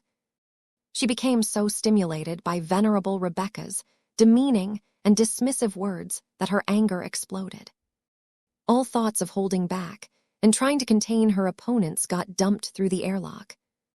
The only overpowering thought and desire in her mind was to beat up this arrogant Fridayman expert pilot to the point where her enemy had no other choice than to admit that the Riot was a great Mech. Perhaps the expert Spearman Mech strongly agreed with Venerable Orphan's ideas, because the Riot actively played along to the best of its ability, thereby deepening the resonance between each other. Due to its recent upgrade, the Riot's charging ability had become better than ever. It could even perform as a discounted version of an expert Lancer Mech if it was allowed to build up enough momentum. Though the people who were viewing this battle from afar only saw that the Riot had launched an impulsive charge against a considerably stronger opponent, the Mech pilots viewing this upcoming confrontation saw it much differently. The fighting intent, amplified by the true resonance emanating from the expert Mech, radiated through the surrounding space. causing many nearby Friedman and Hexer Mech pilots to have the illusion that the riot had grown into a raging exobest over the course of its charge. Such a powerful outburst of fighting intent could instantly sap the courage of those who had the misfortune of becoming her targets, but Venerable Rebecca was different. Her powerful willpower only condensed even more, causing the true resonance around the shock shell to expand into a prototypical domain field. Beast, Venerable Rebecca's contempt had never faded. An expert pilot that has descended into savagery is no soldier at all. You are just a barbarian that has given in to the most primitive parts of your immature mind. Putting down feral beasts like you is exactly what I am meant to do. Let me show you what real power looks like. Blessed by her powerful resonance strength and willpower tempered over the course of many decades, the aura she generated with her shock shell was incomparably greater than that of her opponent. Venerable Rebecca's domain was clearly biased towards shock, electricity, and other related means of debilitation. This caused the blue corona around her expert mech to crackle and sizzle as if it had become charged with electrical energy. Not only that, but a good amount of space around the shock shell seemed to turn into an artificial thunderstorm. Venerable Rebecca's was imposing her entire force of will in the immediate area. It was as if she was wordlessly declaring that every enemy that dared to trespass her territory would get struck by a thunderous rebuke. Though Venerable Orphan came under vastly more pressure, she did not show any timidity or signs of inferiority. Combat at this level was no longer solely about possessing the strongest mech or having the best technical skills. As expert pilots became increasingly more detached from their mortal roots, the elements of willpower and mentality played an increasingly more important role. This was why it was always possible for those paired with weaker expert mechs to defeat those who utilized stronger ones. A technical advantage might raise the threshold of getting defeated, but if the pilot itself did not possess a sufficient amount of courage and intent, then such a powerful machine was wasted in his or her hands. This was also why large mech organizations refrained from providing powerful expert mechs to their younger and more inexperienced low-tier expert pilots. Economics played one part of the decision to hold back. Another part was that starting off with a more basic expert mech was an important tempering process for newly advanced expert pilots. While Venerable Orphan did not go through this process, she was anything but a fragile warrior. In response to the obvious contempt shown by her opponent, she became even more determined to beat the shock shell. "Break for me," she roared as her riot was about to slam into the shock shell. From the start of the riot's charge, the shock shell had yet to launch any attack. The naked contempt emanating from the expert hybrid mech was extremely insulting, but there was a reason why Venerable Rebecca was confident. Just as the riot entered the vague boundary that Venerable Rebecca had marked as her territory, the shock shell finally exploded into action. First, the powerful presence emanating from the shock shell surged and solidified a bit, causing the space around the machine to turn into an illusionary storm cloud. The powerful determination from a high-tier expert pilot pressed onto the riot directly pressed onto Venerable Orphan's willpower, causing her mind to get jolted to the point where her concentration got interrupted. Concurrently, the shock shell finally opened fire with all of its ranged weapons. First, it raised its wrists and fired a pair of resonance-empowered positron beams that not only damaged the riot's resonance shield, but also imparted a disrupting force to it that destabilized it even further. Second, the shoulder-mounted Gauss cannons fired a small but surprisingly powerful salvo that thundered against the riot's first layer of defense. The twin blows pounded the riot like hammers, which visibly caused the expert spearman mech to falter in its charge. Third, and most devastatingly, the electro-rods that minutely stuck out of the torso of the shock shell began to unleash several streams of thick blue arcs of lightning that directly struck the incoming riot, causing its entire resonance shield to wobble and strain as if it was being tortured.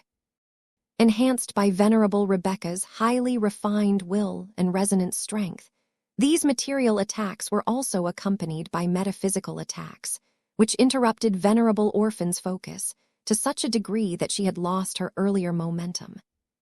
In the brief time that Venerable Orphan became debilitated, the shock shell had smoothly flown to the side, allowing it to evade the riot's faltering charge with surprising ease.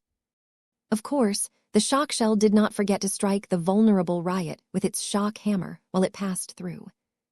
The thunder strike, a blinding electrical explosion, erupted from the riot's resonance shield as the shock hammer struck. Even though Venerable Rebecca hadn't activated any of the transphasic functions of the weapons at her disposal, her shock shell already showcased a hint of the power of an ace pilot. The riot clearly fell into a disadvantage during its first clash against the shock shell. Fortunately, the Larkinson Expert Spearman Mech wasn't fighting against this Fridayman Expert Hybrid Mech alone. Rosa.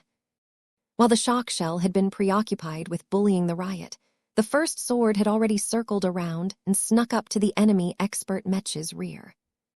Yet just as the first sword was about to launch its attack, the shock shell abruptly turned in a 90-degree angle and pushed out with its rectangular concussion shield. Repulsion wave. Venerable Rebecca resonated with the solid object to such an extent that it had actually released an enlarged, rectangular-shaped shockwave that completely engulfed and shoved the first sword away. Both the riot and the first sword quickly opened up a bit of distance from the shock shell. Though her expert mech was not too far off from what they imagined, Venerable Rebecca's power, strength, mastery, and willpower vastly exceeded their expectations. The intelligence briefings didn't say that she was strong to this extent, Venerable Orphan complained. Look at the resonance meter, Rosa. She's not at 57.3 lavers. I'm afraid that she has already reached 61.1 lavers. Even though the difference sounded minimal, in reality there was a large gap in power due to how much closer Venerable Rebecca had approached the threshold to ace pilot. How could she have changed so much? Venerable Rebecca clearly sensed the alarm and confusion from her foes. St. Jeremiah Gage personally guided me in the past several months. My way forward has never been clearer to me. The great saint's teachings have given me the insights that I need to forge my own path to ascension. From what it sounded like, Venerable Rebecca truly embodied the meaning of an ace pilot candidate. Fighting her was at least several times more dangerous than the Larkinsons predicted. Venerable Orphan and Venerable Deceased both felt more pressured than ever. They hadn't accounted for the possibility that St. Jeremiah Gage would spend his valuable time on guiding Venerable Rebecca's growth. This was a horrible advantage, and one that granted a second-rate state a decisive advantage against weaker groups. As long as a state managed to nurture its first ace pilot with great difficulty and investment, it was not unusual for more ace pilots to emerge in small batches. This was why the Gage dynasty found it essential to transfer at least one of their precious ace pilots to the Red Ocean. Perhaps Venerable Rebecca Andis had been specifically transferred to the new frontier in order to increase her chances of breaking through to ace pilot. Calm down, Rosa, Venerable Deceased urged her friend and peer. Venerable Rebecca is too strong for us to defeat in a short amount of time. We should return to our original plan and focus on containment as opposed to winning. Let's wear down our opponent's defenses while waiting for further opportunities. Got it, Venerable Orphan growled as she forcefully adjusted her mentality. The Larkinson expert pilot might be eager to gain another victory, but she wasn't stupid. The difference in power was too great for her to gain an advantage. This wasn't a weak expert pilot and expert mech that she could just bull through by relying on brute force. She needed to adopt a more realistic strategy in order to gain more opportunities. Venerable Orphan and Venerable Deceased did not communicate any further with each other because they knew exactly what they needed to do. Both of them controlled their expert mechs so that they constantly surrounded the shock shell from opposing sides. Occasionally, laser beams or Gauss rounds struck the resonance shields of all three expert mechs, but their expert pilots completely disregarded the attacks. All three of them knew that unless an entire mech regiment's worth of ranged mechs opened fire upon them, it was difficult to pose a serious threat to the powerful machines. Other attackers at least had to wait until the resonance shields of their targets had worn down before it became more viable to defeat an expert mech through sustained bombardment. This meant that the three expert mechs were effectively on their own, unless another expert mech intervened.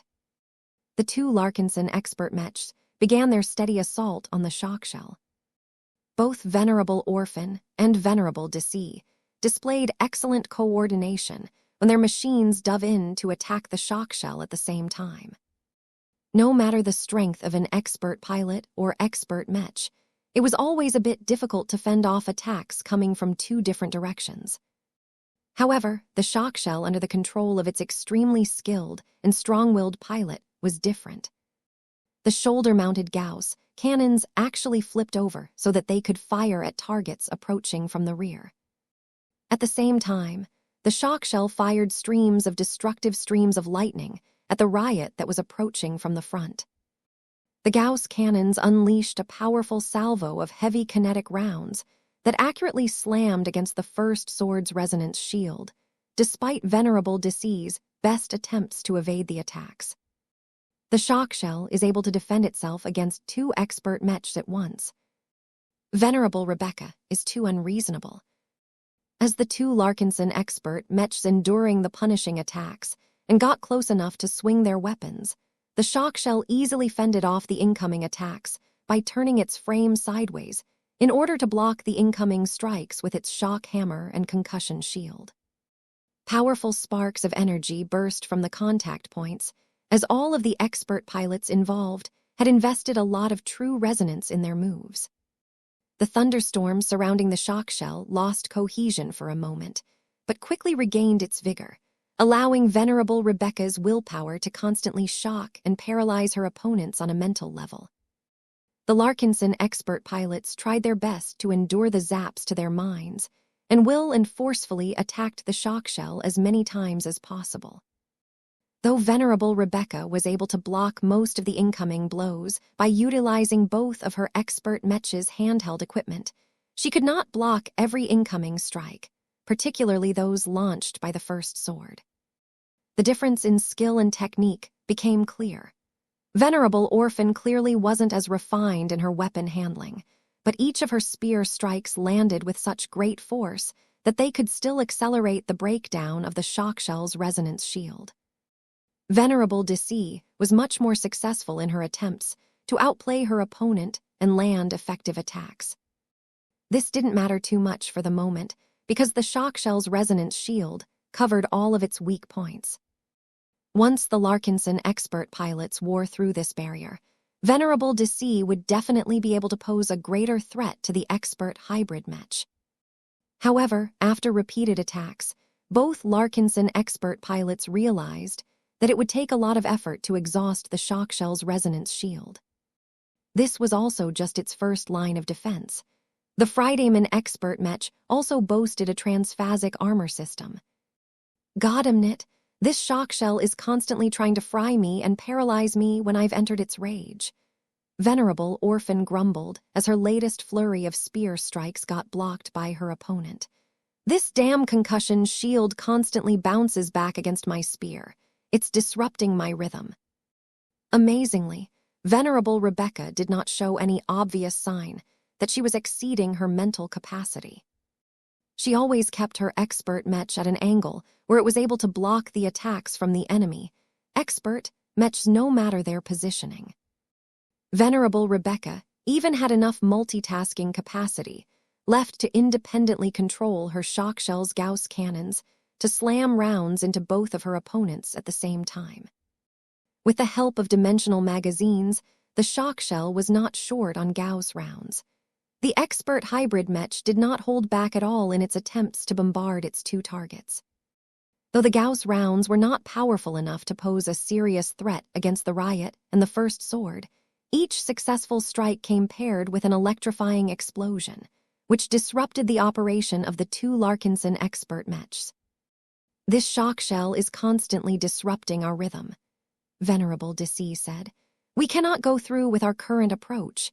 Even though Venerable Rebecca is targeting both of us at the same time, our expert mechs will lose their resonance shields first. We can't let that happen." Venerable Orphan did not enjoy the suppression that she was under. The fact that Venerable Rebecca did not even concentrate fully on her riot was an insult to her pride as an expert pilot and warrior. "Face me, Shockshell." She did not hesitate any longer and resonated with Kalanxo in a special and specific way. Slowly but surely, the darker blue corona surrounding the riot grew wilder and less restrained. The riot gripped its spear further up its shaft, which effectively shortened its attack reach. This allowed the riot to press up closer to the shock shell.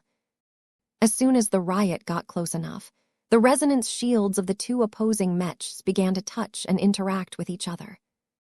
Though the resonance shield surrounding the shock shell was much stronger than that of the riot, the strangest part was that the shock shell actually started showing signs of destabilizing at a greater rate. "Your expert mech is weird," Venerable Rebecca immediately noticed. This confrontation was the first time that Venerable Orphan applied her disharmony barrier prime ability against an opposing expert mech on an actual battlefield. "Ha ha ha ha, you're not the only one who can mess with opponents this way," Venerable Orphan gloated as she saw that her powerful trick had taken effect. The riot's inherently chaotic nature seemed to contaminate the shock shell's purer and more orderly resonance shield. It was as if the riot had thrown a dead insect into the shock shell's soup. It only took a small disruption to ruin the entire dish. However, Venerable Rebecca was far from helpless under this situation.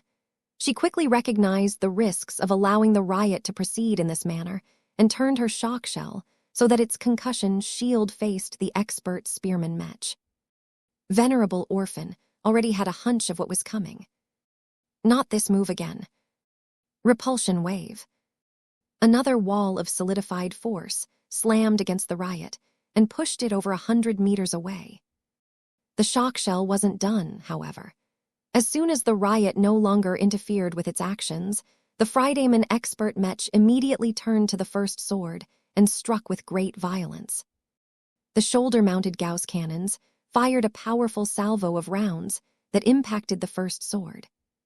The chest-mounted electro rods engulfed the first sword in an electrical storm. The wrist-mounted positron beam cannons seared the first sword's weakening resonance shield even further. Finally, the shock shell did not utilize its melee armaments, but instead kicked against the first sword's resonance shield with an electrified leg. Getting hit by all of these resonance-empowered blows in quick succession put a serious strain on the first sword's resonance shield. This was bad as defense was not the first sword's strongest quality. As the shock shell continued to blast the expert swordsman mech with as many attacks as it could feasibly unleash, the riot charged over once again in order to relieve its sister mech. "Leave my buddy alone." Repulsion wave. The riot was not an agile mech, so there was no way for it to evade the expanding shockwave that was empowered by Venerable Rebecca's strong desire to get rid of Venerable Orphan's expert mech. The Larkinsons didn't expect that the shock shell could pull off such a powerful move on a repeated basis. It took a lot of effort to push away an expert mech by relying on the power of true resonance alone. "This conceited woman needs to die," Venerable Orphan roared in frustration as her frustration fueled her hatred against her current opponent. "You can't stop me forever, Rebecca." The Friedayman expert pilot smirked as she continued to direct her shock shell to wear down the defenses of the first sword. "You might be right, but I will be able to clean up this expert swordsman mech first." It was too difficult for the first sword to fend off a high-tier expert mech by itself. Those that never fought against a high-tier expert mech before could not truly understand the horror of such a powerful machine. As long as it was paired with a genuine high-tier expert pilot, the resulting combination was so powerful that it occupied a different level. When leaders and strategists talked about high-tier expert mechs, they clearly set these dangerous machines apart from every other category of mechs. This was because high-tier expert mechs truly possessed the power to overturn an entire battle by themselves.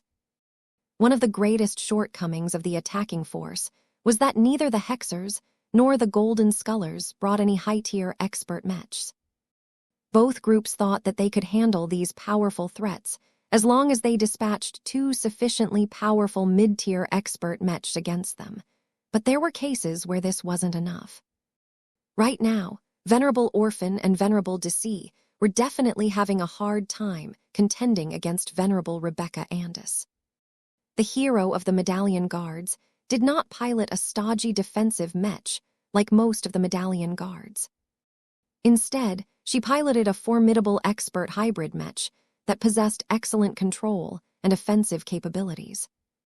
When Vess observed the powerful actions of the shock shell, he became more and more concerned by its combat strength. He opened a communication channel to the cockpit of the Mars in order to gain the input of its ace pilot. "What do you think about Venerable Rebecca Andis and the shock shell?"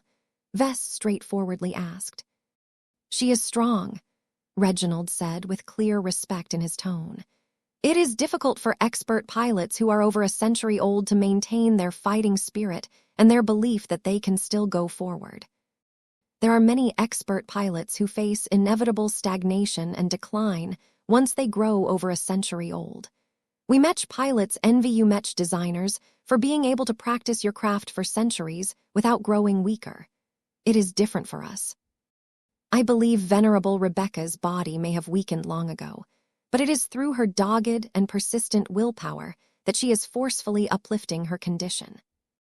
Vess frowned. That sounded impressive on her part, but that was not good news for the Larkinson clan. "What is the likelihood of her breaking through in your judgment?" The projection of Patriarch Reginald shrugged. "My guess isn't much better than yours. Just because I am an ace pilot doesn't mean I understand what it takes for people to break through. Every expert pilot's condition is different. There is no universal solution aside from piloting a masterwork expert mech, and even that doesn't always work if the expert pilot has grown too weak." Vess took another glance at the projection that displayed the shock shell in action. Currently, it looked anything but weak. It not only managed to push away the riot 5 times in a row, but also severely depleted the First Sword's resonance shield to the point it was already showing signs of collapsing. "I think it is safe to assume that Venerable Rebecca's chances of breaking through are considerably higher than normal. If she breaks through—" "Don't worry about it," Patriarch Reginald dismissively said. "I will take care of it. It won't take more than a few seconds." "Reginald." "I know what I am talking about, Vess. More than you, at least. I only broke through a few years ago. I know what it is like to unleash all of the pent-up power that has been building up for several decades. I admit that Venerable Rebecca will be a lot more difficult to deal with once she obtains the power of forced resonance, but she won't be able to exert too much control over her strength. Aside from that, her expert mech is too weak. I will break her shock shell, even if Jeremiah Gage shows up at the same time." "What hubris?" Vess truly couldn't understand why Patriarch Reginald talked about such a big game. Hadn't he learned anything from his deceased father about underestimating the enemy and growing too overconfident? The older man's eager and bloodthirsty expression said it all. This ace pilot with a one-track mind only cared about defeating more opponents at his level. The appearance of an additional ace pilot on the battlefield didn't deter him in the slightest. Instead, Reginald just wanted to secure the bragging rights of defeating 2 ace pilots in his first battle as a saint. Clearly, the battle maniac couldn't be relied upon. Vess closed the channel to Patriarch Reginald without a word and opened a new one to Venerable Stark. "I'm busy now, kid," the expert pilot barked. The Friday men had been putting the Amaranto under pressure for a while now. Though the enemy expert Mechs weren't able to get close to it yet, they were still capable of bombarding its position. The sundered phalanx truly didn't want the Amaranto to pick off all of the opposing low and mid-tier expert Mech like the hapless Azure Vanquisher. In fact, the suppression from Mech, such as the Star of Liberation, almost completely prevented the Amaranto from doing more than taking a few potshots at vulnerable enemy expert Mechs. The only consolation was that the Amaranto simultaneously restrained the Star of Liberation from doing the same to expert Mechs of the attacking forces. Vess understood that Venerable Stark's condition wasn't great at the moment, so he immediately came to the point. The Riot and the First Sword are having a difficult time against the shock shell. Venerable Rebecca Andis has progressed further towards ace pilot than we anticipated. Can you take out the shock shell in a single blow if the enemy expert pilot is close to breaking through? I can do it as long as the Shield of Samur provides me with protection. I also need you to give me a super boost. No problem, Vess quickly replied. Venerable Janzi is preoccupied with other matters currently, but her Shield of Samur is not too far away from you. She will definitely cooperate with you in order to save Venerable Orphan and Venerable Deci. Although putting together the Amaranto with the Shield of Samur was a powerful combination, it was a waste to bring them together at this point. The defensive capacity of the Shield of Samur was greater than practically every other machine aside from the Ace Mechs, but it was still a finite resource. Right now, the Larkinson clan would rather have the Amaranto take shelter within the nooks and crannies of its starships, and have the enemy wear down these solid fixtures than deplete the Shield of Samur in advance. Besides, Venerable Janzi was indeed fulfilling an important function. Not only was her expert Mech guarding the core of the Larkinson Navy against sneak attacks with its powerful presence, it was also shielding the spirit of Bentheim against enemy bombardment. Nothing would happen to the spirit of Bentheim and all of the valuable Larkinsons sheltering inside her hull with the reliable Shield of Samur in place. Both the living Mech and Venerable Janzi were of one mind on this issue. No matter how many ranged Mechs tried to damage the flagship of the Larkinson clan, her powerful shielding abilities easily fended off the attacks without too much effort. It was a pity that the Shield of Samur was still too slow to take part in the fight against the shock shell. The recent upgrades to her design mostly enhanced the expert Heavy Space Knight's defensive capabilities. With many other expert Mechs still entangled by other powerful opponents, the cost of helping out the Riot and the First Sword was still too great. Right now, the battle between the shock shell and its two opponents had become more thunderous than ever. The shock shell did not hold back in the slightest in its attempts to wear down the First Sword's defenses. Venerable Rebecca Andis had adopted a clever strategy against her two opponents. Your First Sword is much less hardy than your Riot, she grinned as she continued to unleash a storm of attacks against the expert swordsman Mech. I would be a fool if I attacked your lumbering expert spearman Mech first. Though Venerable Rebecca had the strength to attack both expert Mechs at the same time, why should she choose such an inefficient strategy when she could easily take down the thinner and less well-protected expert Mech first? She did not even have to look at the appearances of the two expert Mechs to know which one she should target first. The Riot gave off the impression of a wild but stubborn boar, while the First Sword was like a sharp sword that was focused on cutting apart every obstacle. Stop playing with me, Rebecca. Venerable Orphan furiously roared as she drove her Riot forward with even greater momentum than before. Fueled by her anger and frustration, her need and desire to overcome the shock shell was great. However, just as her brightly glowing Riot was about to plunge its glowing spear against the shock shell's resonance shield, the enemy expert Mech simply slammed its glowing concussion shield in the charging Larkinson expert Mech's direction. Repulsion wave. For the umpteenth time, the shock shell easily negated the Riot's forward momentum and pushed it away. This powerful move, allowed the expert hybrid Mech to continue directing all of its attacks onto the first sword. Even though Venerable Deci had abandoned her offensive approach and sought to preserve her expert Mech by avoiding the shock shell as much as possible, the enemy expert Mech was too powerful. The high-tier expert Mech possessed an excellent flight system, which easily allowed the larger and thicker Mech to keep up with the movements of the first sword. In fact, it didn't even matter if the first sword was able to build up a bit of distance.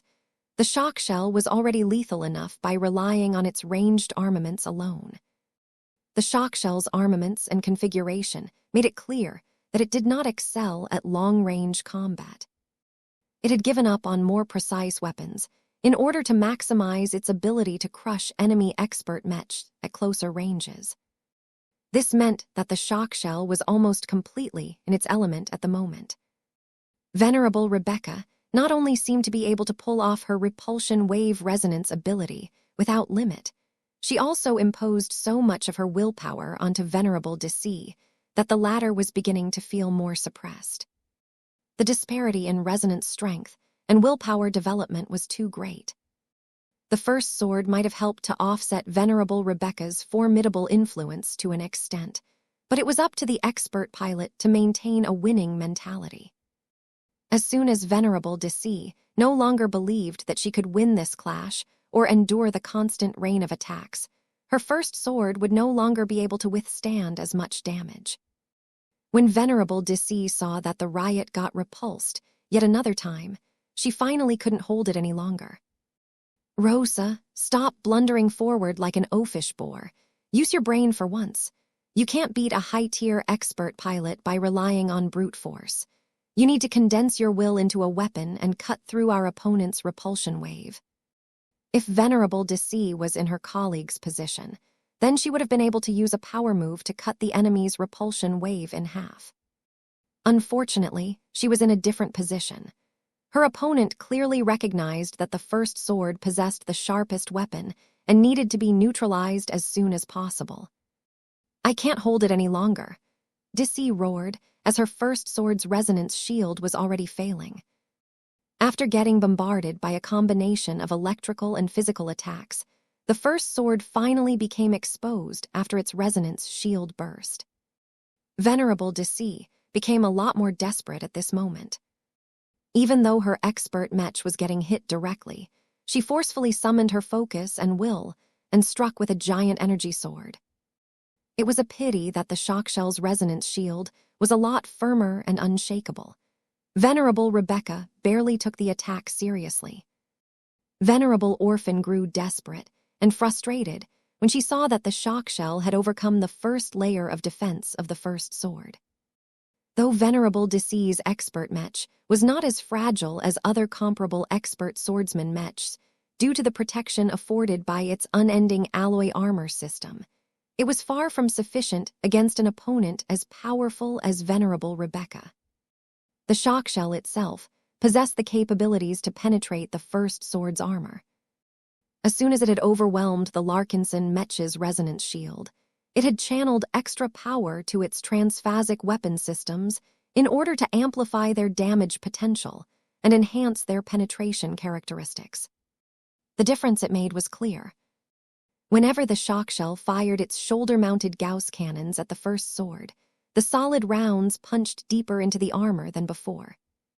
Though the limited power and caliber of the Gauss cannons were ultimately not enough to ensure its firepower could punch through the first sword's unending alloy armor plating directly, just hitting the expert swordsman Mech already caused its surface layers to crack. What was even more dangerous was the shocking quality that Venerable Rebecca's powerful will imparted on the rounds. The first sword also froze and became jerky for an instant. Together with the electric bolts fired by the chest-mounted electro rods and the positron beams fired by the wrist-mounted energy cannons, the shock shell was able to electrocute the first sword to such a degree that the latter simply couldn't operate as smoothly as before. This was a devastating, debilitative effect to an expert pilot that relied on high control to operate her expert Mech to the fullest. "I love tearing apart fancy expert Mechs like yours the most," Venerable Rebecca laughed as her stormy willpower enhanced the shock quality of her expert Mech's electrical attacks. "It doesn't matter how tough your armor is. It will be easy to dispose of you once I shock you into paralysis." The first sword's armor might not possess any transphasic properties, but its sheer density and hardness still provided it with enough protection, provided that the shock shell did not concentrate its attacks on any weak points. Although the shock shell's offensive might was strong, it also happened to possess a single major shortcoming. The expert hybrid Mech lacked a sharp weapon that could penetrate through strong armor plating. Though the Friedman expert Mech's transphasic shock hammer, transphasic concussion shield, and transphasic shoulder-mounted Gauss cannons were designed to inflict shock damage that could bypass the armor and directly damage the vulnerable internals of a Mech, there were still limits to everything. The Gage dynasty had not invested as much face water in the shock shell as the Cross clan had done for the Mars, and it showed as the first sword stubbornly resisted the vibrations and electricity coursing through its exterior. Though numerous internal components were beginning to get worn down, Venerable Deci tried her best to protect and preserve these vital parts by infusing them with as much true resonance as possible. She had to give up on launching sharp and powerful attacks in order to do so, but the Sword Maiden expert pilot understood that she had no chance of defeating the shock shell by herself. Venerable Deci's only hope of overturning this battle was to buy enough time for Venerable Orphan or another friendly expert Mech to come bail out her first sword. She couldn't do it alone. As the shock shell constantly bombarded the first sword with electric attacks, it became increasingly harder for Deci to muster up the strength of her machine. It was as if the shock shell was slowly eating away at the first sword's control mechanisms. Even if the first sword's armor remained intact, it risked freezing up if it continued to be bathed by electrical current. Fortunately, she could still rely on a bit of help to mitigate the storm of attacks. The first sword itself had grown a lot since its initial creation. Even though it wasn't a masterwork expert Mech, the Mech still gained enough awareness to do everything it could to preserve its integrity. What also helped was the Decapitator greatsword that was in the first sword's hands. As a masterwork Mech weapon that Kedis had personally forged, the weapon had not only been infused with a piece of its creator, but also possessed a strong life of its own. Since Venerable Deci constantly channeled it with her willpower, the Decapitator had grown even sharper and more unyielding than before. Sword and wielder were one and the same. The incredibly strong bond that Venerable Deci had forged with the Decapitator allowed the first sword to achieve greater results with its weapon than before. Right now, Venerable Deci was thinking hard on how to reduce the damage to her expert Mech even further. Her only hope of doing so was to rely on the Decapitator, the vessel of her power. Through the heavy pressure that the shock shell exerted onto the first sword, Deci's mind and will became so active that the Sword Maiden expert pilot finally came up with a crazy but daring idea. Deci's eyes shone brightly as her resonance with the Decapitator had reached a peak. Cut through the storm. A blinding light escaped from the Decapitator as its wielder swung it down with great force. The shock shell responded quickly and already backed out of the range of the Decapitator, but the wide sword energy manifestation tore through the electrical current generated by the high-tier expert Mech's electro rods and forcefully silenced the surrounding space. For a few seconds, Venerable Deci's overwhelming need to dispel the storm and calm the space in front of her expert Mech remained dominant. However, Venerable Rebecca furiously pushed back and proceeded to launch electrical bolts and bursts at the first sword.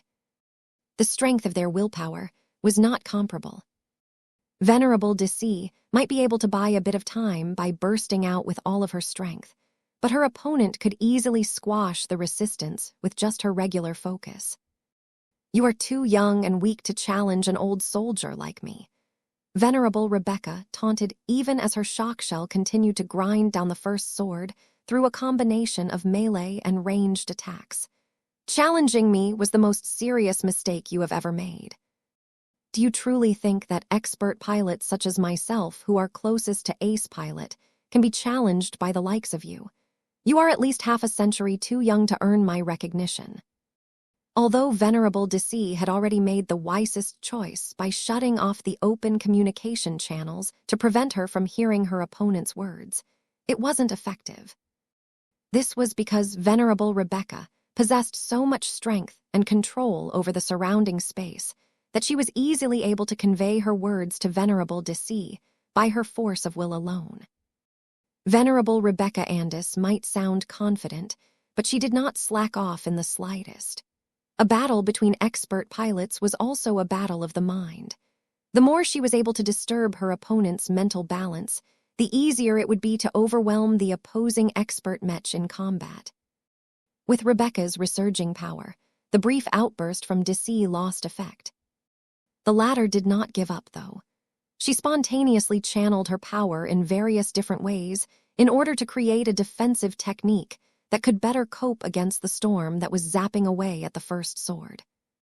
Eventually, the first sword held its decapitator upright and turned it into a makeshift lightning rod.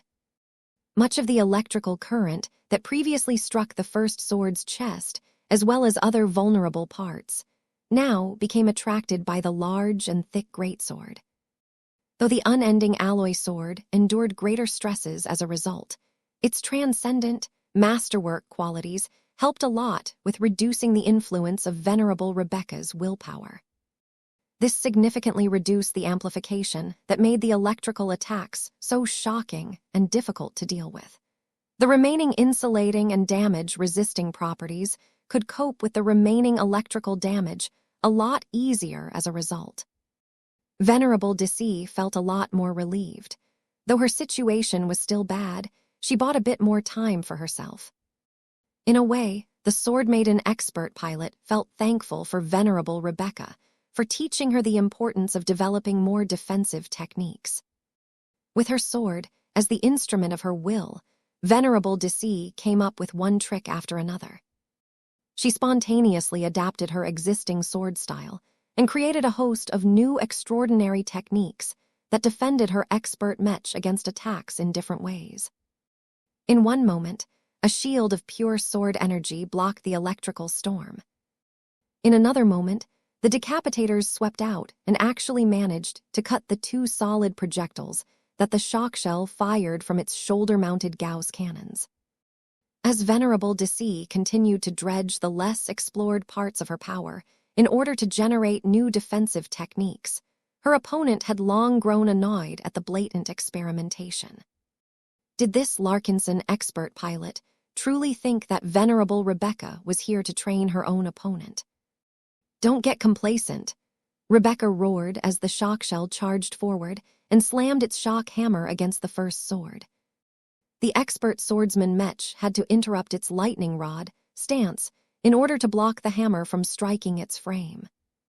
Even though the decapitator successfully stopped the hammer from striking the Larkinson expert Mech directly, the resulting electrical explosion engulfed the first sword and fried some of its more exposed sensor modules. However, it became increasingly harder for Venerable Rebecca to damage the deeper and more important components of the first sword. This was because the heavy pressure exerted onto Venerable Deci finally caused the proud and strong swordswoman to compromise on one of her beliefs. As a sword maiden, Venerable Deci had always been taught to believe in her own strength. A sword maiden must be strong because no one else could be counted upon for help. At most, only other sword maidens could help a sword maiden, but it was best not to drag down fellow sisters due to lack of strength. If one was weak, a sword maiden had no one to blame but herself. Venerable Deci never imagined that she would be put in this position.